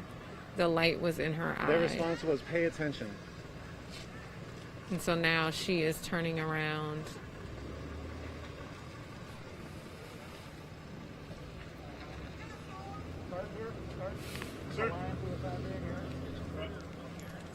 Yeah, at this point, it's pretty challenging, I think, for individuals in this area who are not familiar with what's happening right now. It's probably challenging for them to know what's happening here and that they're not supposed to be driving through this area. Only on this street is there one sign, but it's kind of placed in it's actually, well, if you look at it, it's placed on the right side of the street, and typically if you're not allowed to go through at all, that sign would be on the left side of the street, preventing individuals from coming through. So it might be helpful to actually move that sign to prevent more moments like what we just saw.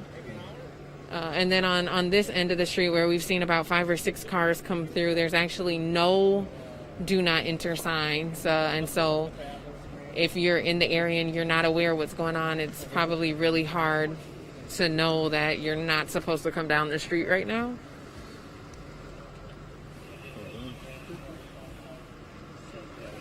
And so now we're seeing conservation officers who have formed a line again after it appeared that they were going to be dispersing. They're now standing guard again to prevent anyone from coming into this perimeter.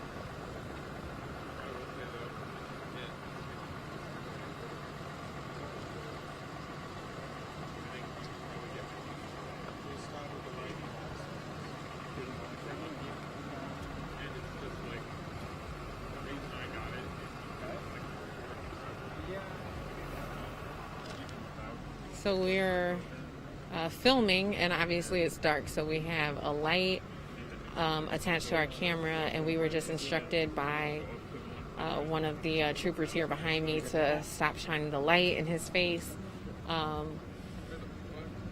which is challenging because it's dark and the light is needed to be able to capture anything out here. And so now we're seeing again here the conservation officers responding to another car coming down the street, which definitely got the message quicker than the last car and turned around rather fast.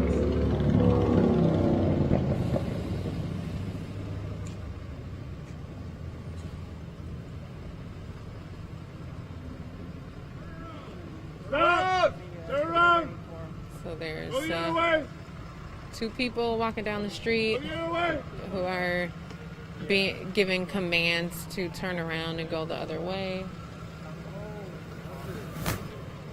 And it looks like the transportation for the remaining individuals who are under arrest has arrived. Dude, I'm not in your face, man. I'm over here filming. Trying to see the vehicles. So we're being instructed again to stop shining the light, which is just challenging because it's a part of our equipment for us to be able to do our jobs. It's really dark out here. It's midnight, so the only light that we have to kind of help show you, our audience, what's going on is the street lights and the lights that's attached to our camera, which is standard equipment for broadcasting in situations like this, in dark situations and outdoor night situations. But agitating some of the state patrol who are here tonight.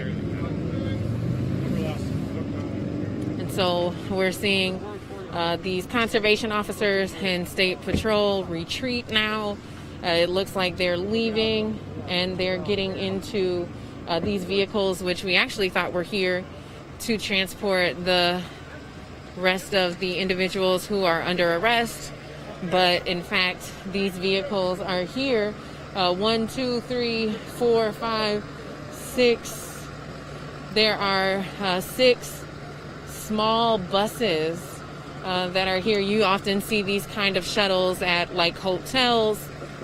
There's 6 or 7 of them lined up to escort these State Patrol officers and conservation officers out of the area.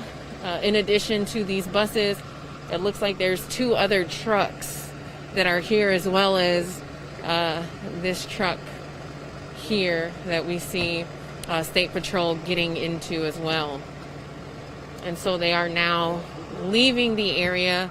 There's still about a dozen of them remaining here, standing with the individuals who have been arrested tonight. We see this conservation officer who is removing a flag from the area. It's a little challenging to see. It was a Circle A. It was a Circle A. It's being removed potentially as evidence. Do you see what kind of flag that was? Yeah, it was a Circle A. Okay. Black with an anarchist symbol. And so there's might be problematic at this point. Are they going to start letting? Oh, okay. So that is the unmarked vans have returned. Like they put it in.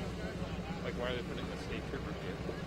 Yeah, that's They're putting all the It evidence looks like in they're there? keeping that one and not keeping it with the person. That's for sure.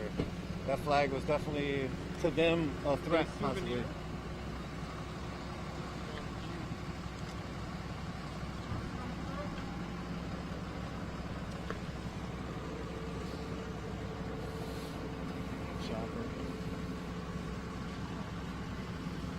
Throughout the night, we've seen a helicopter and a circle the area. In the evening time, you definitely can't make out exactly. Can't make out who the chopper belongs to. Sometimes it's media, and sometimes it is the police.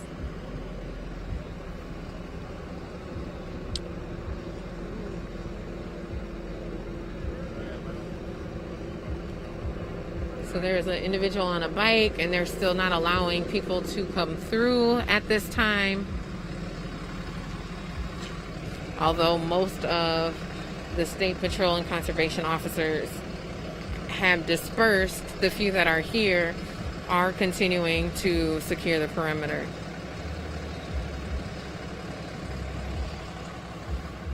And so now we're seeing the remaining individuals who are under arrest. We're seeing them actually brought into the vehicles to be transported to jail. Now, remind you, this second group of people that were arrested were actually outside of the perimeter they had secured. There was a small crowd forming after about 20 protesters were placed under arrest.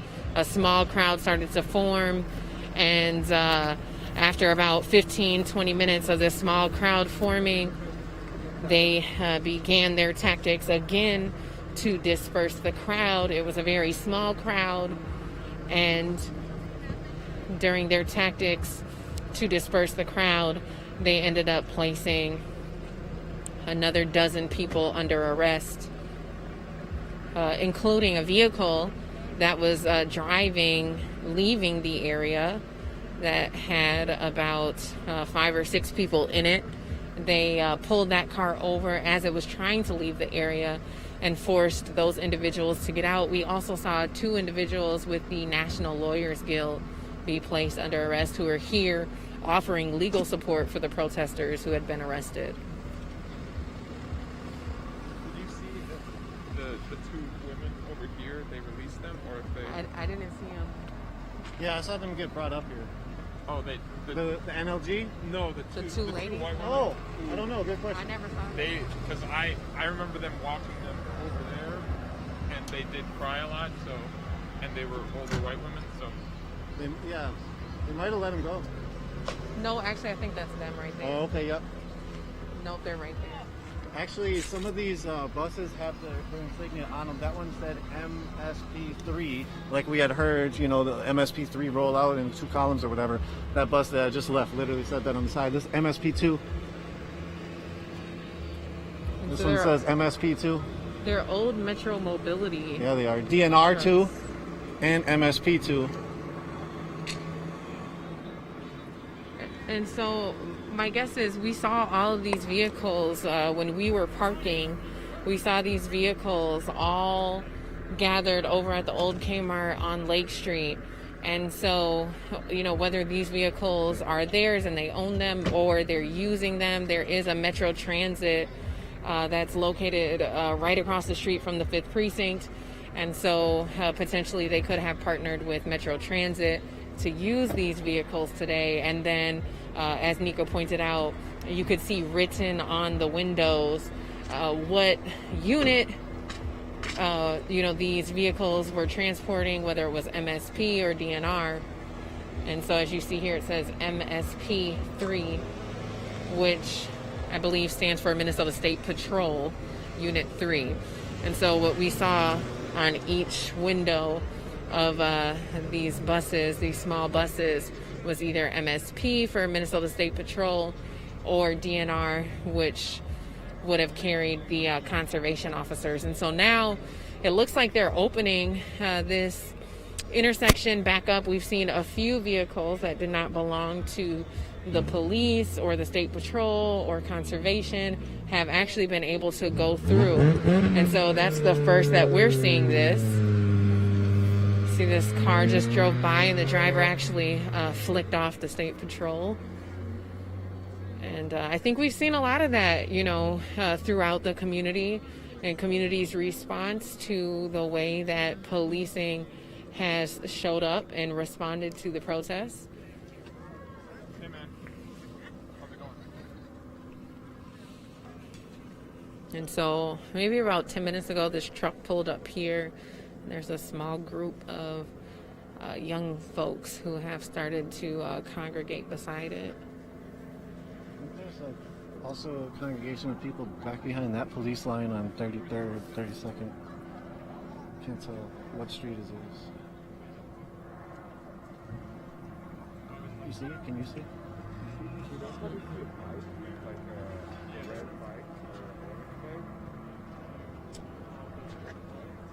Was it somebody protesting? Yeah, it's this guy.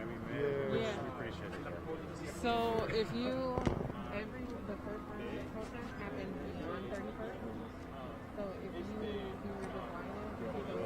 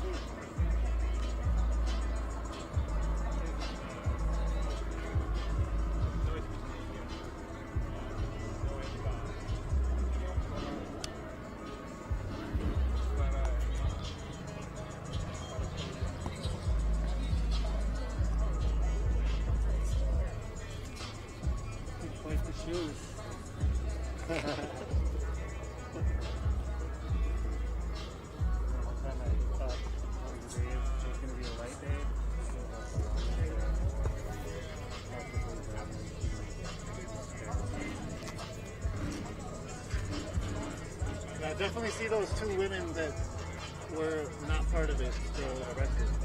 Yeah, there was some question. There was two women who were actually older white women that were sitting pretty quietly. We had not noticed them behind some barricades, next to a fence, really out of the way. And after the second round of arrests had been made, we as press were instructed to move. As you can see here, there's a truck that's going through rather slowly at this point, playing loud music. So after the second round of arrests, the media was instructed to move to one corner of this intersection. And upon doing so, State Patrol pushed us over here to this one corner. They observed these two women who began to cry and plead and informed them that they had no idea, what was going on and that they weren't protesting. And so we weren't sure whether or not those two individuals were let go. However, we have identified them among the line of individuals who are standing here who are arrested and are waiting for transportation to the jail. And so pretty much everybody besides press and a small group of people from Minneapolis, besides press in Minneapolis, everyone else who was in this area was arrested tonight.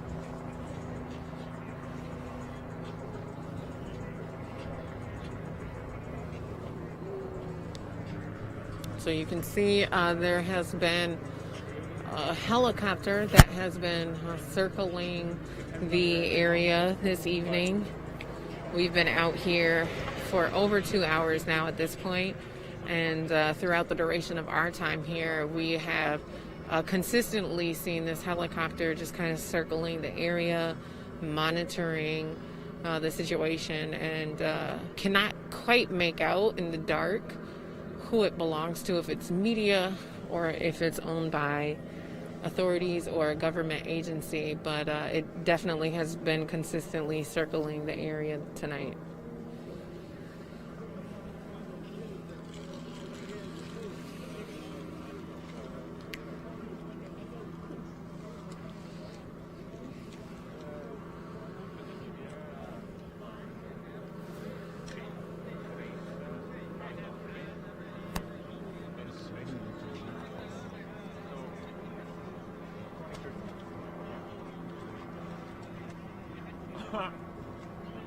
They just hacked it.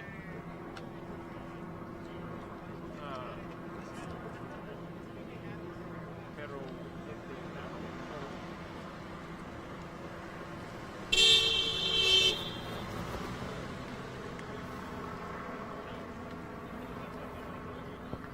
So one thing I wanted to point out as we're just kind of waiting, I think that they're waiting for vehicles to come and take the rest of the individuals who are under arrest to jail. One thing I want to point out actually is these I'm not 100% sure what they're called, but metal barricades that are owned by the Minneapolis Police Department. We've seen these pop up in Minnesota since the killing of George Floyd. We've also seen fences, just different tactics for police precincts to try to protect themselves. And so I believe these were initially put out to try to put a barricade between protesters and the Minneapolis 5th Precinct here. However, when we arrived on the scene, protesters started being ambushed by the State Patrol and conservation officers, and we saw the protesters actually take these metal barricades and move them. We also saw them use a vehicle to try to barricade themselves. But all of those efforts were actually unsuccessful. It did stall the State Patrol from being able to arrest any of the protesters. The State Patrol actually had to physically move all of these metal barricades out of the way. And so that took some time and delayed their ability to be able to detain protesters. But what we witnessed tonight was State Patrol conservation officers coming in this area and arresting more than 24 individuals. There was 2 waves of arrest. The first wave of arrest was that initial protest group that had started to form here outside of the 5th Precinct. They were instructed to move south, to exit south of Nicollet, and upon doing so and complying with all of the demands, they were ambushed by the Minneapolis Police Department, who came from behind as they were moving back, at which point Minneapolis Police Department started telling everybody that they were under arrest, including myself and Nico, who's on the camera tonight. During that time period, we saw an individual on a scooter who actually tried to leave the area. A marker round was shot at him. However, I don't think that they hit him because we never saw them, bring him back around. And so we believe he was able to leave the area. And so after about 15 minutes of them arresting protesters, the captain of the State Patrol came and approached us and told us that he would be communicating through the chain of command to the Minneapolis Police Department to try to get some stuff worked out. And so we were actually able to leave the perimeter that they had created. In addition to Unicorn Riot being able to leave that perimeter, they also allowed about a dozen people with Minneapolis leave that perimeter, at which time we all kind of were instructed to leave outside of 31st Street. You can see this helicopter here continuing to circle the area and now spotlighting something below on the other side of this perimeter that they've created. And so, yeah, so after that first round of arrests, we were instructed to come on this side of 31st Street. And so we've been on this side.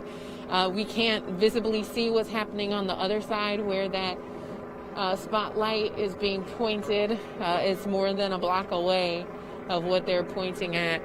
But after we came out on this side of 31st Street, a small group of folks started to assemble. Maybe 20 or 30 people started to assemble here, speculate, and chant, basically communicating to these troops, the State Patrol and the conservation officers, that the arrest of the protesters was wrong.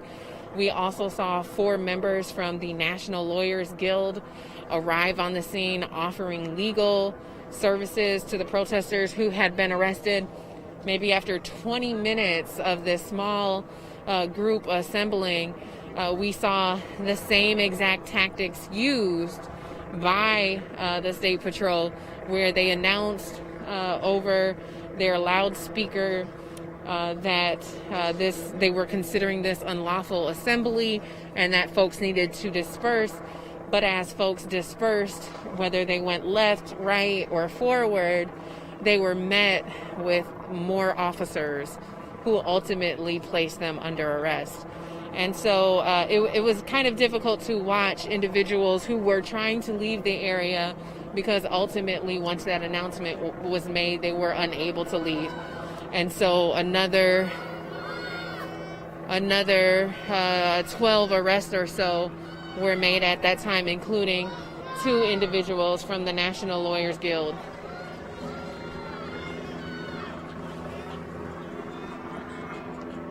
And so right now we're hearing FTP shouted by a handful of young folks, and it appears as though a couple of the State Patrol officers may be moving that way to respond to it. However, they're kind of yelling FTP and also walking the opposite direction.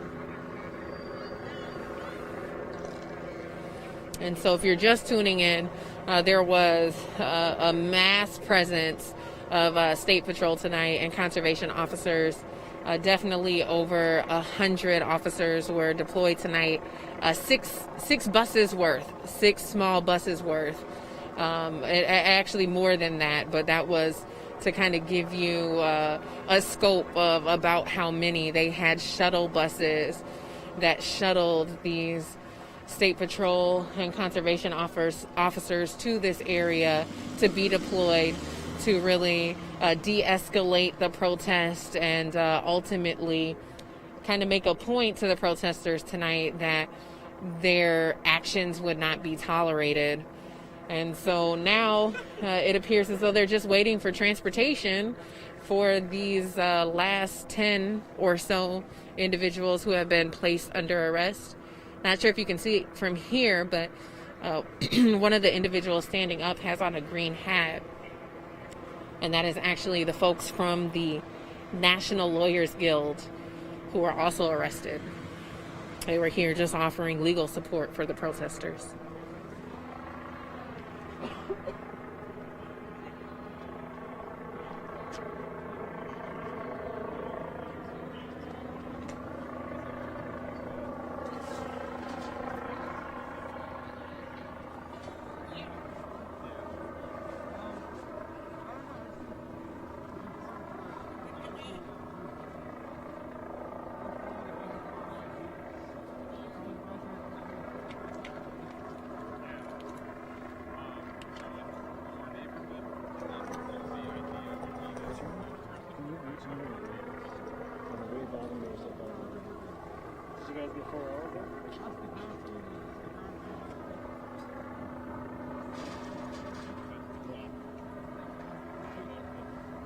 total, yeah.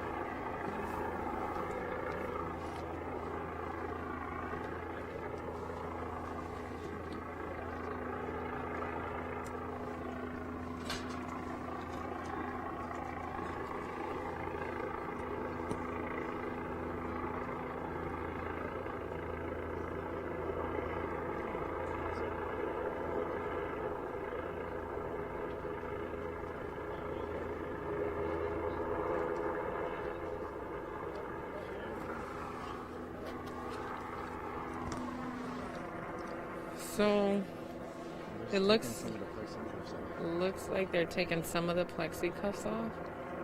I seen him do it to 2 or 3 other people, and they might put him on the front. So allowing this gentleman here to stretch his arms. Folks have been, folks who were placed under arrest with the plexi cuffs have been kind of standing out here, some of them for well over an hour now.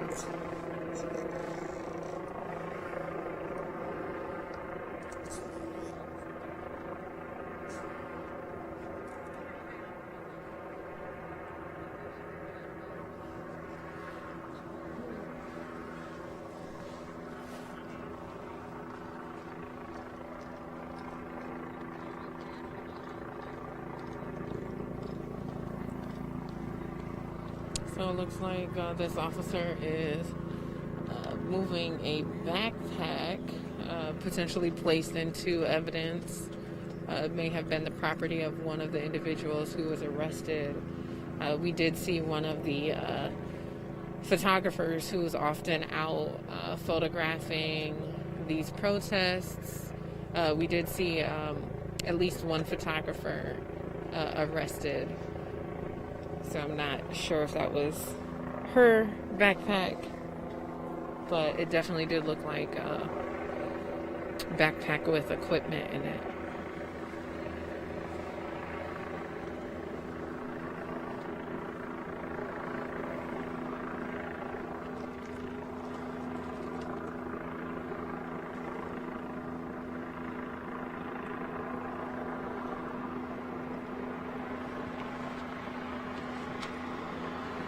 So now we're actually seeing traffic come down the street.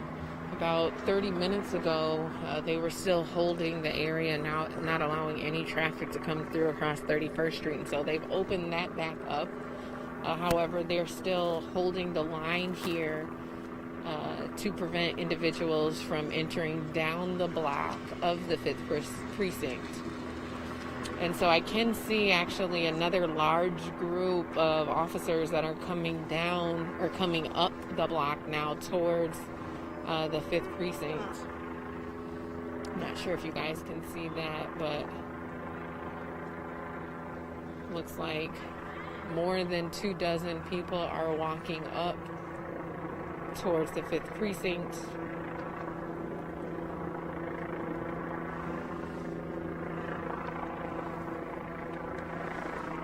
I'm not sure if you can see them.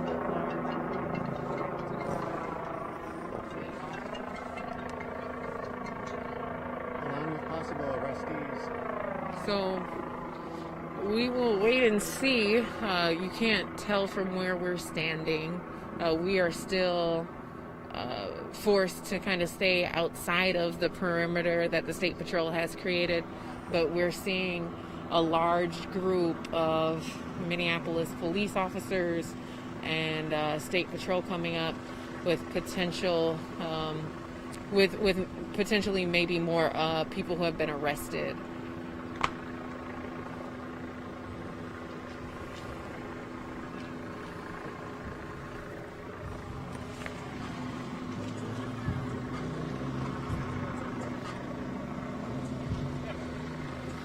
And so there's 2 sheriff trucks that have arrived, which will likely serve as transport for some of the people who have been arrested.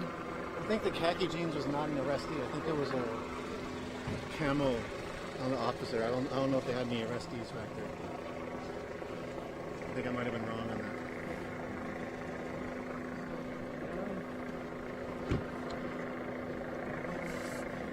So these 2 trucks that have just arrived are transporting individuals who were arrested to jail. There's a final pat down that's being done. You can see a female officer here who's patting down a woman. I think sometimes there are restrictions to men being able to do pat down searches of women. So we're seeing a woman conduct that search now. Unlike some of the other arrests that we've seen, there have been 2 purses that were just put in the back of this sheriff's truck.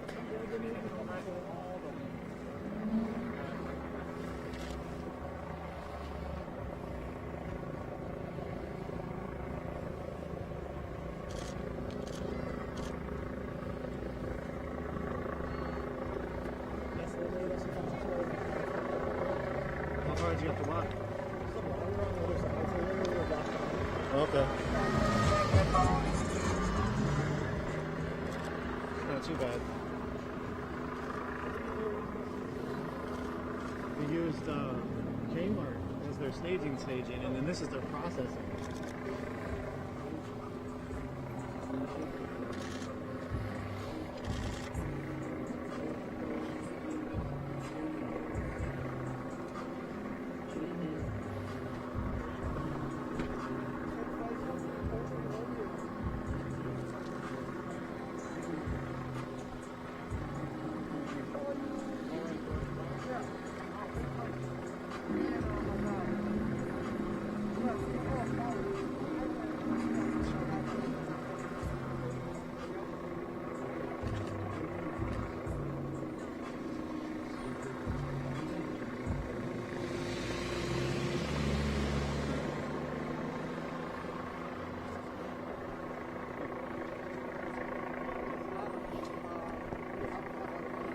So I believe this woman here specifically was just kind of sitting and watching everything that was happening.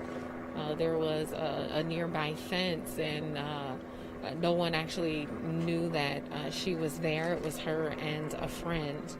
And after the second round, or during the second round of arrests, police identified her and her friend just kind of sitting behind a fence, and instructed them that they were going to be placed under arrest, at which time they communicated to the officers that they were not a part of the protest, that they were just walking the area, that they really had no idea what was going on, and were still arrested. And so pretty much anyone who was within this area that was not identified as media tonight was arrested, although we did see one group of folks who were with Minneapolis who were allowed to leave tonight as well.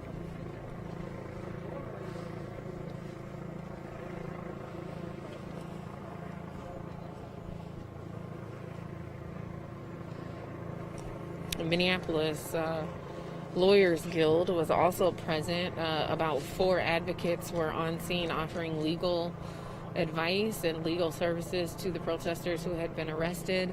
And unfortunately, 2 of their representatives were also placed under arrest.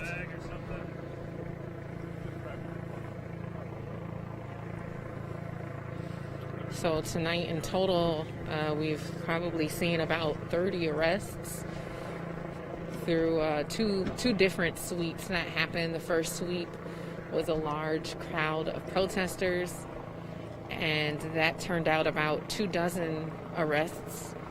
And then after that sweep was done, a small crowd of people started to gather outside of the perimeter that the State Patrol and conservation officers had formed.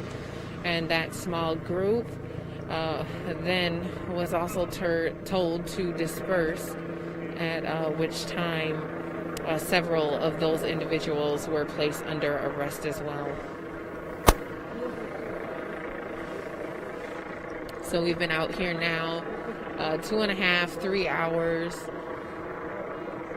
streaming live at the Minneapolis 5th Precinct, which started out as a protest and has ended with more than 30 individuals being arrested.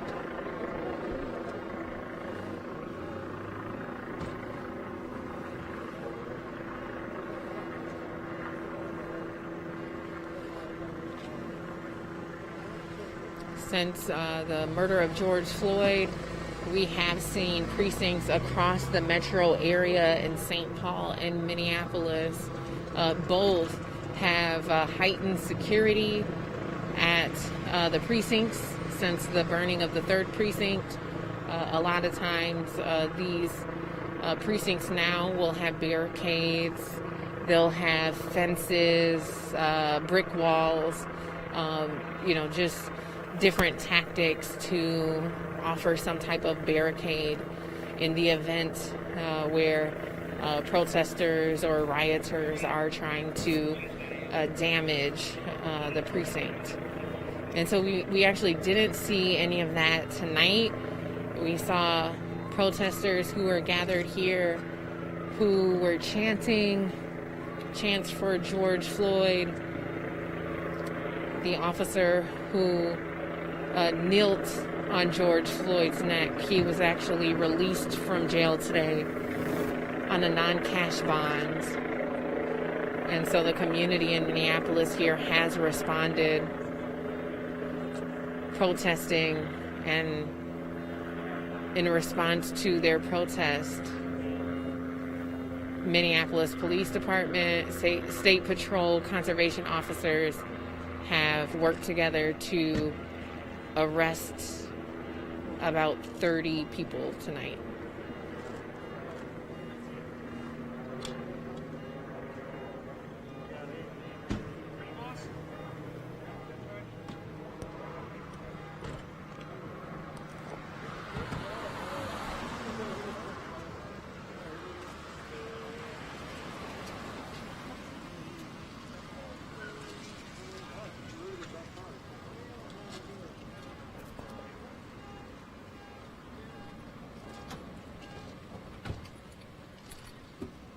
See 2 more transit vehicles have come up.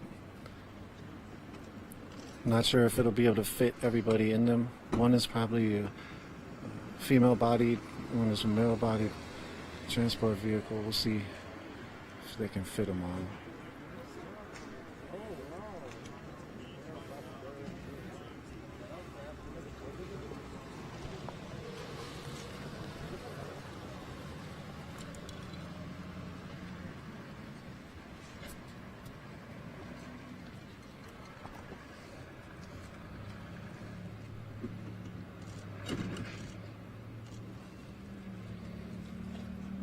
Definitely not going to be able to fit them all. From the looks of these, it's really only like, well, you can't see in there, but it really only looks like one seat on one side, a cage, and possibly a seat in the back. Not sure how much people they'll be able to fit.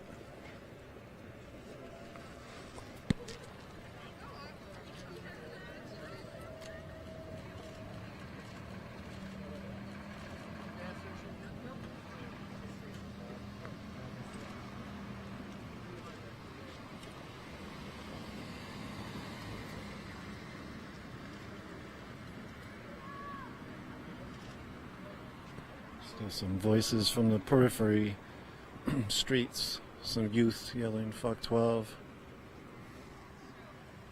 So on the way distance, there's a large line of police officers down in Nicollet. Maybe not police officers, excuse me, Conservation and State Patrol.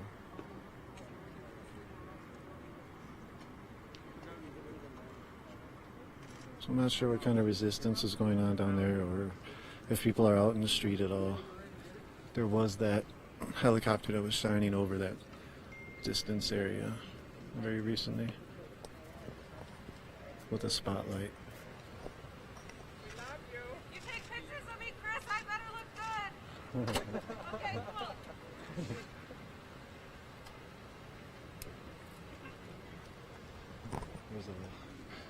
Talking to Chris June, an independent photographer. There was actually another photographer who got arrested, the one that Georgia had spoke about. Was saying, if you're taking pictures of me, I hope I look good. Chris said yes. Again, these people are probably most likely facing misdemeanor unlawful assembly charges. They should be released after processing, unless they have warrants or were caught with other illegal substances or weapons or who knows. But again, as Georgia alluded to multiple times, there was a brief unlawful assembly order, and then there was a Kettle. The Kettle happened as the unlawful assembly was being ordered, and the Kettle came in from all sides. They told people to move south down Nicollet while there were still police cars down there, so a lot of people didn't go down because they were sort of fearful of going into the police line.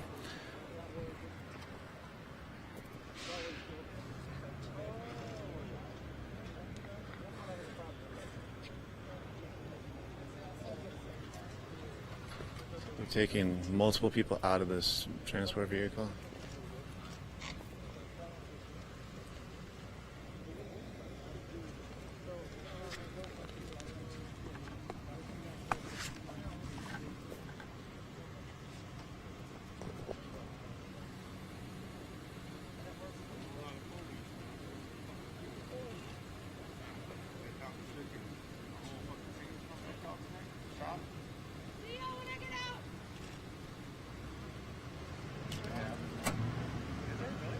Couple of Minneapolis police vehicles moving, starting to clear some of Nicollet.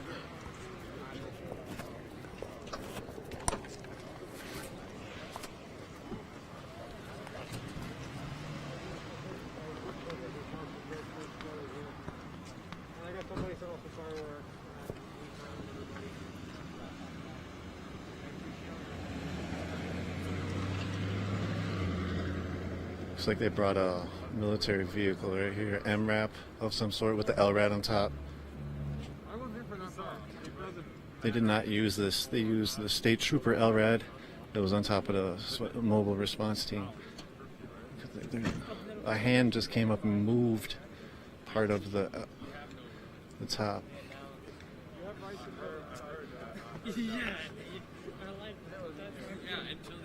Well, they closed the manhole, I think.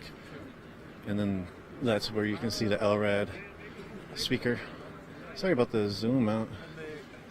Camera's having some difficulties with the light, lack thereof. We'll get a close-up view of this thing.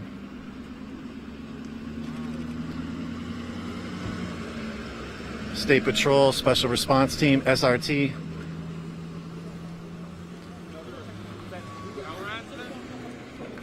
Yeah, they have one right there and one on that special. This is the mobile response team up here, I think. Yeah. And then they have the special response team with the MRAP. And the mobile response team took the flag. Yep. And the mobile response team was also the ones doing the announcements and activating the LRAD. Did they ever use it? Yeah. Yes. Yeah, they used just to make announcements? No, they also used it too. Yep. Like, there was something that aired. They did the ear piercing. Yeah. Not very long, but it was definitely. Yeah, it was long enough for sure. I guess they gotta start bringing fucking earmuffs. Yes. Earmuffs, earplugs. Right now they're moving the LRAD speaker from the front. It looks like they were undoing it.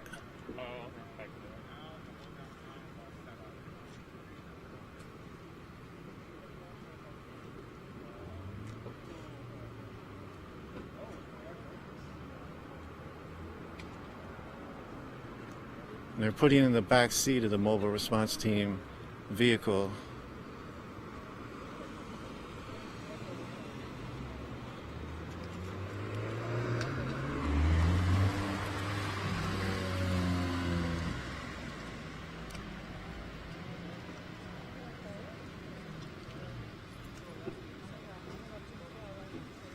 One person had his laundry in there, it looked like. He had some shirts that he was holding and he was moving them back around in the back seat.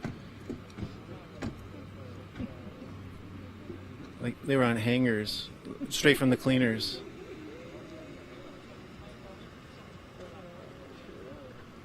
Must have been running his errands before this.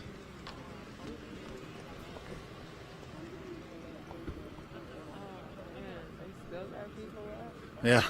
How many? A handful, yeah. Definite handful left.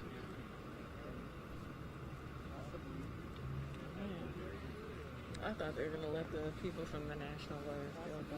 That was wild. Saw a couple sort of violent arrests. Most of the other arrests were just telling people to sit down and lay down.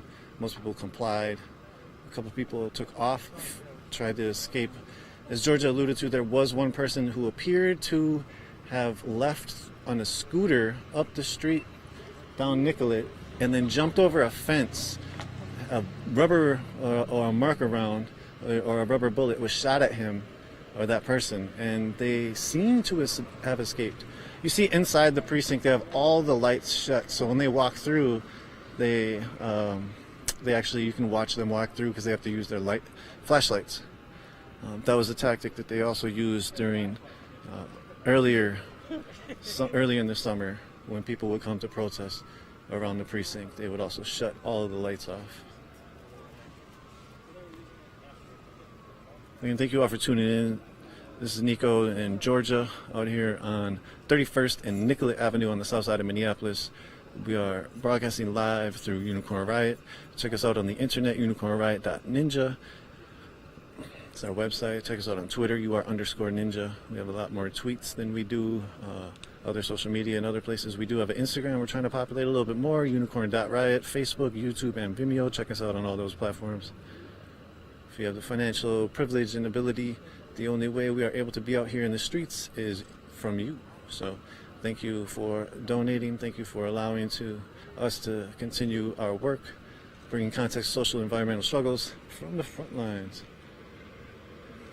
If you have the financial privilege, as I was saying, and you like our work, go to unicornriot.ninja/donate and maybe become a micro-monthly donor. We definitely would appreciate that and love it. All of the support that we've received this summer is amazing, and we love it, and thank you very much. You are only ensuring our platform to be here for the foreseeable future and to be better than we were before. So thank you.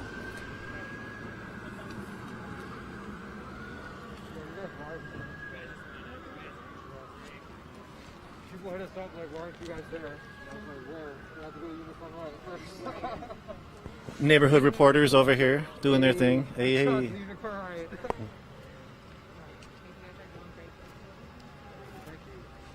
Check out their work, neighborhood reporter. Yeah, I mean, like, the big guys are not out here. You know what I mean? Like, the channels are not out here, unfortunately. No, I work for Really? Who do you work for? so I work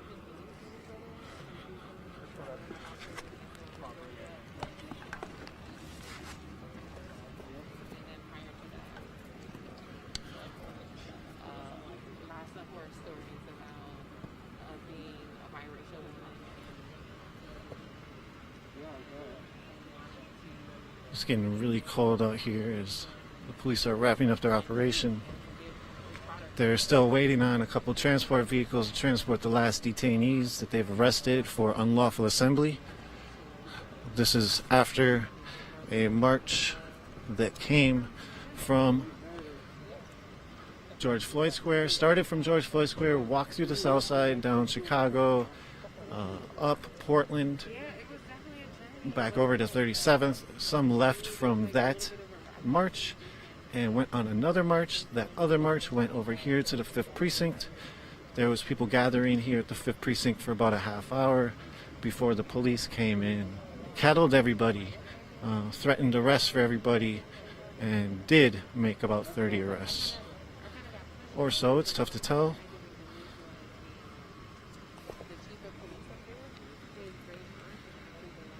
Quite a few of the people were trying to leave, not trying to be arrested, and they were still arrested. We saw a couple violent arrests where the police were sort of tackling people.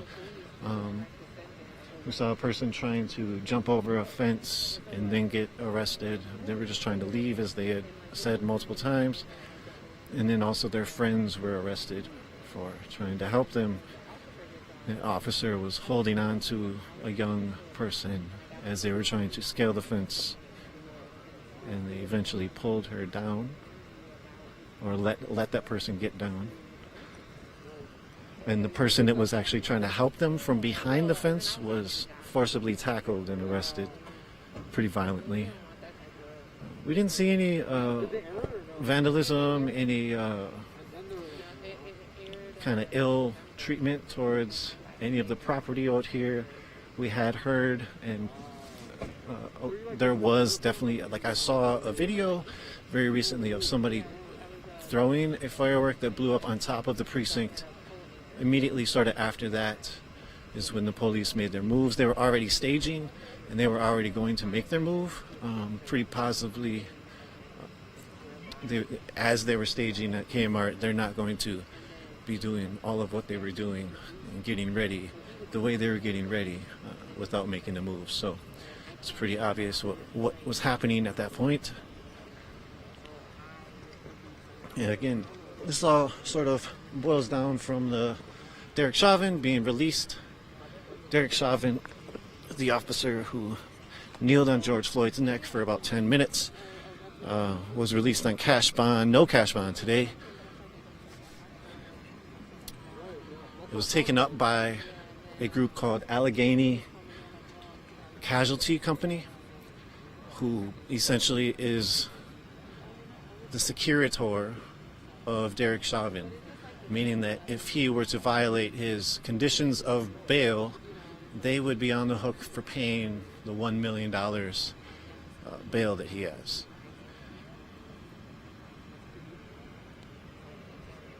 There's a court coming up, a trial coming up March 2021. That trial will feature four ex-Minneapolis police officers employed at the 3rd Precinct before May 25th, who were fired quickly after the murder of George Floyd. Charges were brought after multiple businesses and buildings were burnt in Minneapolis. There was a police stand down. The police were nowhere to be found for multiple days as the protests were happening. Some people call what happened a silent strike, organized and orchestrated by Bob Kroll, the police union head. People say that that plays a part into their narrative, especially that they've done this summer, where their narrative is any crime that happens, we need more police, and the reason why any crime is happening is because the police aren't on the streets, and it's the police's fault it's the community's fault or the city council's fault. They called for the defunding of the police officers, that this violence is happening, not the conditions, not the reality that the police the police have never been able to. They've never been the creator of stopping crime. What they've done from the community's perspective, from what people were talking about multiple times, and today even, was the occupation of a land and them utilizing their power and authority and power structure to disregard people's grievances, allowing them for some constitutional rights of protest, and then cracking down upon that. But in general, what I've heard from the community is state retaliation, continual state retaliation from the authorities to the community in Minneapolis. Minneapolis police officers are very rarely Minneapolis residents. They're mostly from out of the city, and they come into the city, and it's not their community. And so a lot of people have been talking about that difficulty as well. And when it comes to that specific difficulty, people have been talking about, you know, there might be some ways forward with community policing. There might be some ways forward with abolishing the police. There might be some ways forward with utilizing neighborhood organizations or neighborhood groups that would be providing a better safety net than the police would. And we saw earlier the Mpls, or what their organization is called. I cannot specifically remember. They were released from being arrested. They